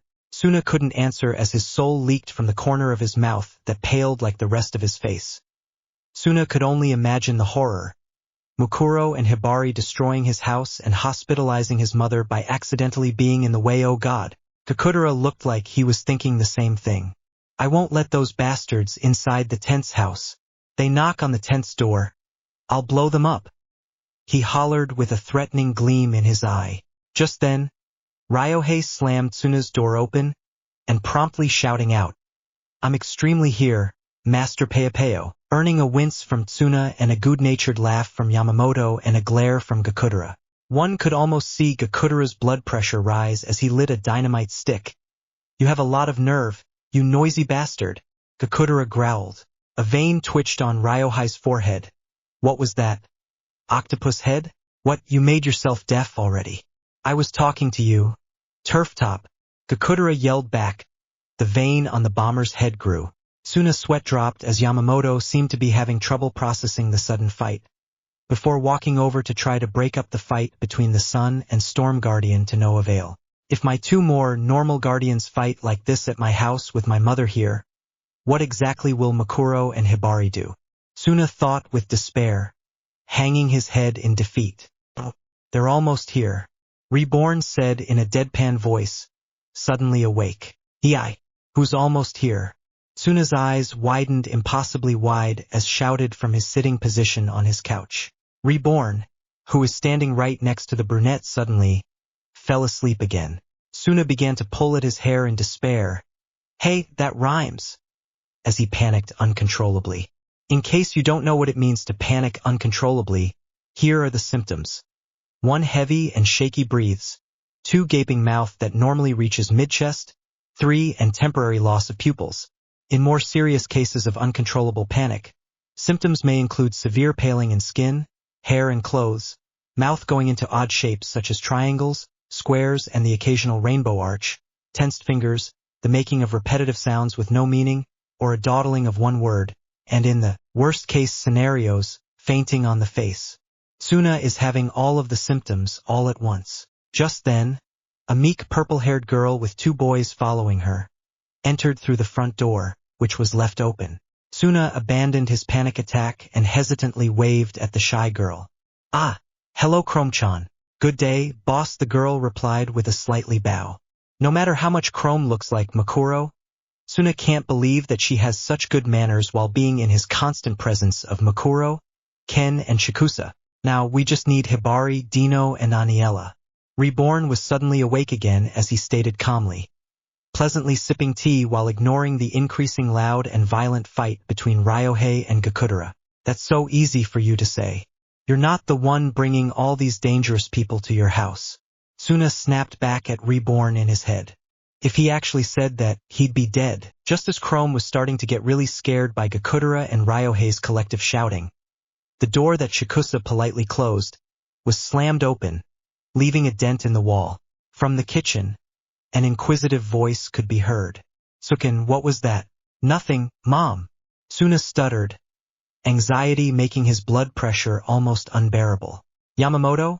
Kakudera and Ryohei stopped fighting. Well, Yamamoto was trying to pull them apart, and the rest of the occupants to the room all paused to witness Dino being roughly thrown into the room. The bucking bronco landed on his back in the middle of Tsuna's living room with an oomph. Hibari briskly entered, and Aniela followed. What do you want, herbivore? You're interrupting my patrol, so this better be good. Hibari threatened with his arms over his chest. Behind him, Aniela waved kindly, with a smile, towards the group, without a care in the world. How does she not see the danger emitting from the hazard known as Hibari? Tsuna's logic was screamed, to no avail in his mind. Reborn only smirked. Okay, since everyone's here, I'll tell you the mission straight from the 9th's handwritten letter. Everyone in the room, save for Hibari, nodded. Reborn opened the envelope and began to translate. Dear 10th Vangala boss, my loyal, longtime friend Dumbledore runs a very special school, a magic school. However, the school is in trouble, with more enemies than one. He fears that one student in particular will die in the hands of utter evil. If it's not too much to ask, I would like you and your guardians to come to his school in England to protect Harry Potter. I hope to hear a favorable reply. Sincerely, the 9th Vangala. Extreme England School. When do we leave, Master? Peopeo? Ryohei shouted with a quick jab of his fist as he knocked out an invisible target. Magic school? Tsuna questioned in disbelief. TCH, the 10th's right. Magic isn't real. And besides, why should we care about this Potter kid at all? I don't care about the British. Kakudera fumed. Ma, don't be so mean. The guy seems to be in trouble, we should help. Yamamoto Reed tried, to coax the angry bomber. Well, doesn't that just make Kakudera sound like your average terrorist? Don't it? I don't remember anything about protecting anyone. Infant. Are you going against your word? Hibari narrowed his eyes at Reborn. England? I thought you said to keep Felix from just Japan. Reborn-san, Felix isn't gonna be there, right? Aniela fidgeted as Hibari looked in her direction and raised an eyebrow at her reaction. Ha ha ha. You foolish people need the great Lembo to help you? I might consider it for a certain charge. Lumbo boasted without anything to actually boast about. England? Chrome said with hesitance. Reborn then promptly kicked Tsuna in the face, and Tsuna dropped to the floor like a flour sack. Unfortunately, he landed on his face bruises. Reborn, why did you kick me? I literally didn't do anything. Tsuna shouted at his Spartan home tutor to no avail. Yamamoto and Ryohei are the only ones here with the right attitude. Reborn announced. Yamamoto grinned cheekily and Ryohei gave a loud, extreme. Kakudera burned holes in the back of the baseball idiot and turf top's head. Kakudera, this is the 9th's orders, so your disregard to British people doesn't matter. Kakudera almost fell to the floor at the criticism. Tsuna, there is such thing as magic. With the things you've seen so far, you shouldn't have problem believing trivial things like magic. More, tougher training can solve that. I can only fault your dumbness to the situation as a personal problem. Before Tsuna could open his mouth to plead for mercy, Reborn cut him off. Again. Hibari, you won't be necessarily protecting anyone. That will be no good. Tsuna's job. You'll come to the fight when you feel like it, and trust me, there's going to be a good fight. Hibari made a humph sound in satisfaction. A dark gleam danced in his eyes. A good fight. Huh? Infant, you better not be bluffing. Hibari smirked. Aniela, Reborn acknowledged. And in reply Aniela lifted her head from in between her knees to look Reborn in the eyes. She blinked unknowingly at him. Get over your stupid, trivial fear of Vino. We both know he won't murder you. I better not hear any more complaints about him. By the way, I invited him along to bring you to the train station since he is basically your only guardian, aside from General Itsov who can't come for obvious reasons. Aniela paled. Reborn-san, what have you done? I would have preferred nuclear war between America and Russia by having General Itsov come instead of Vino. No. Aniela automatically sank to the floor in despair. An emo cloud of eminence covered her dark head. Oh, and you stupid cow? Reborn turned his attention to Lembo, who looked up to him in confusion, sucking on a grape-hard candy. You already agreed to this, so shut up or I'll shoot you.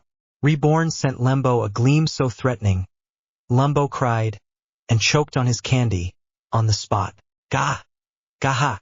Reborn, you meanie! The cowchild was ignored. Chrome, I don't believe Mukuro would like to come, and since you can train with here, you don't have to come.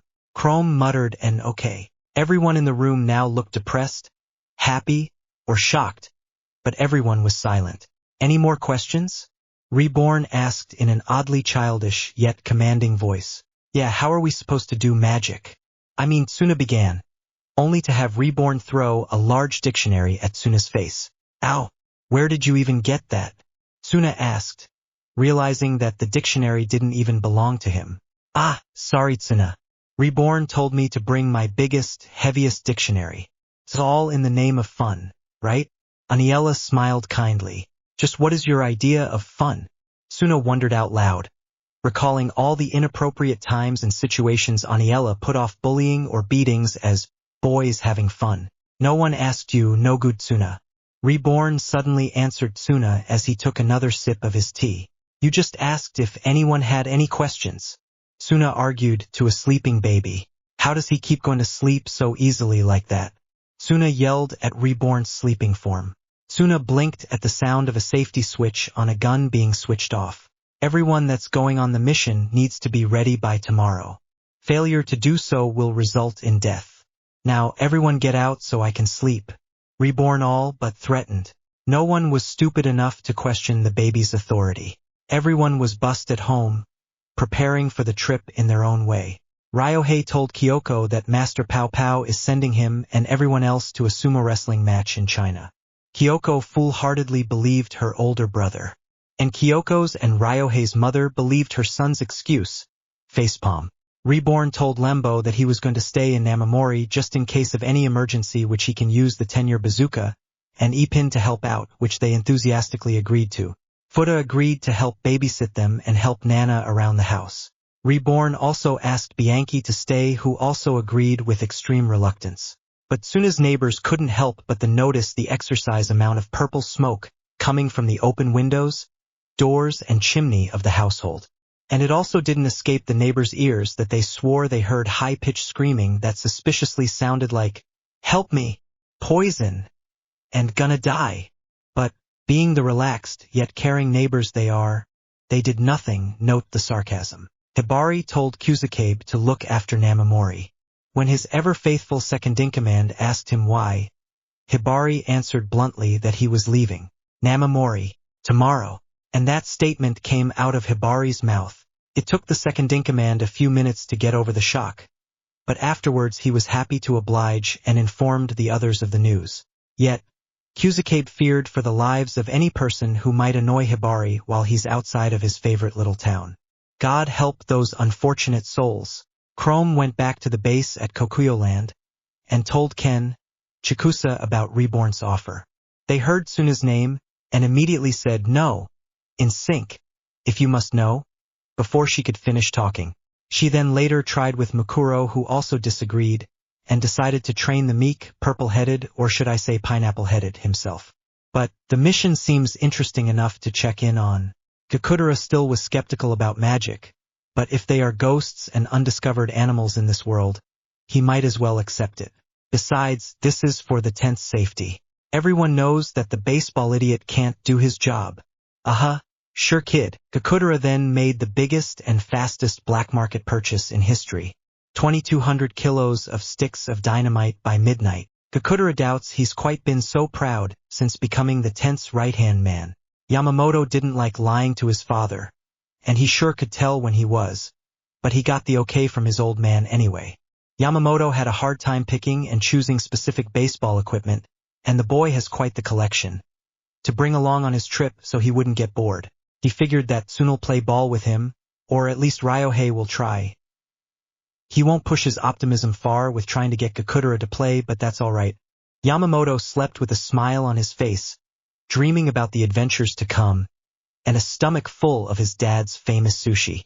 Dino had his men help with packing with reluctance, but was sort of proud of their determination.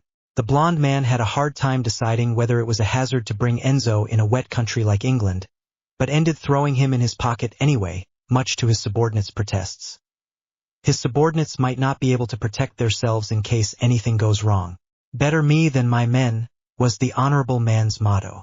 Dino then thought about his own safety, and his brother's family's safety too. His hand slid against the cool handle as he packed a gun in his bag with an affirmative zip, feeling hopelessly anxious about the mission to come. Aniela repacked all of her bags that she unpacked in an empty house, seeing that Hibari went off to a meeting with those city protectors, or whoever those men were with the weird haircuts. The young architect felt anxious about Reborn being aware of Vino's not-so-secretive secret.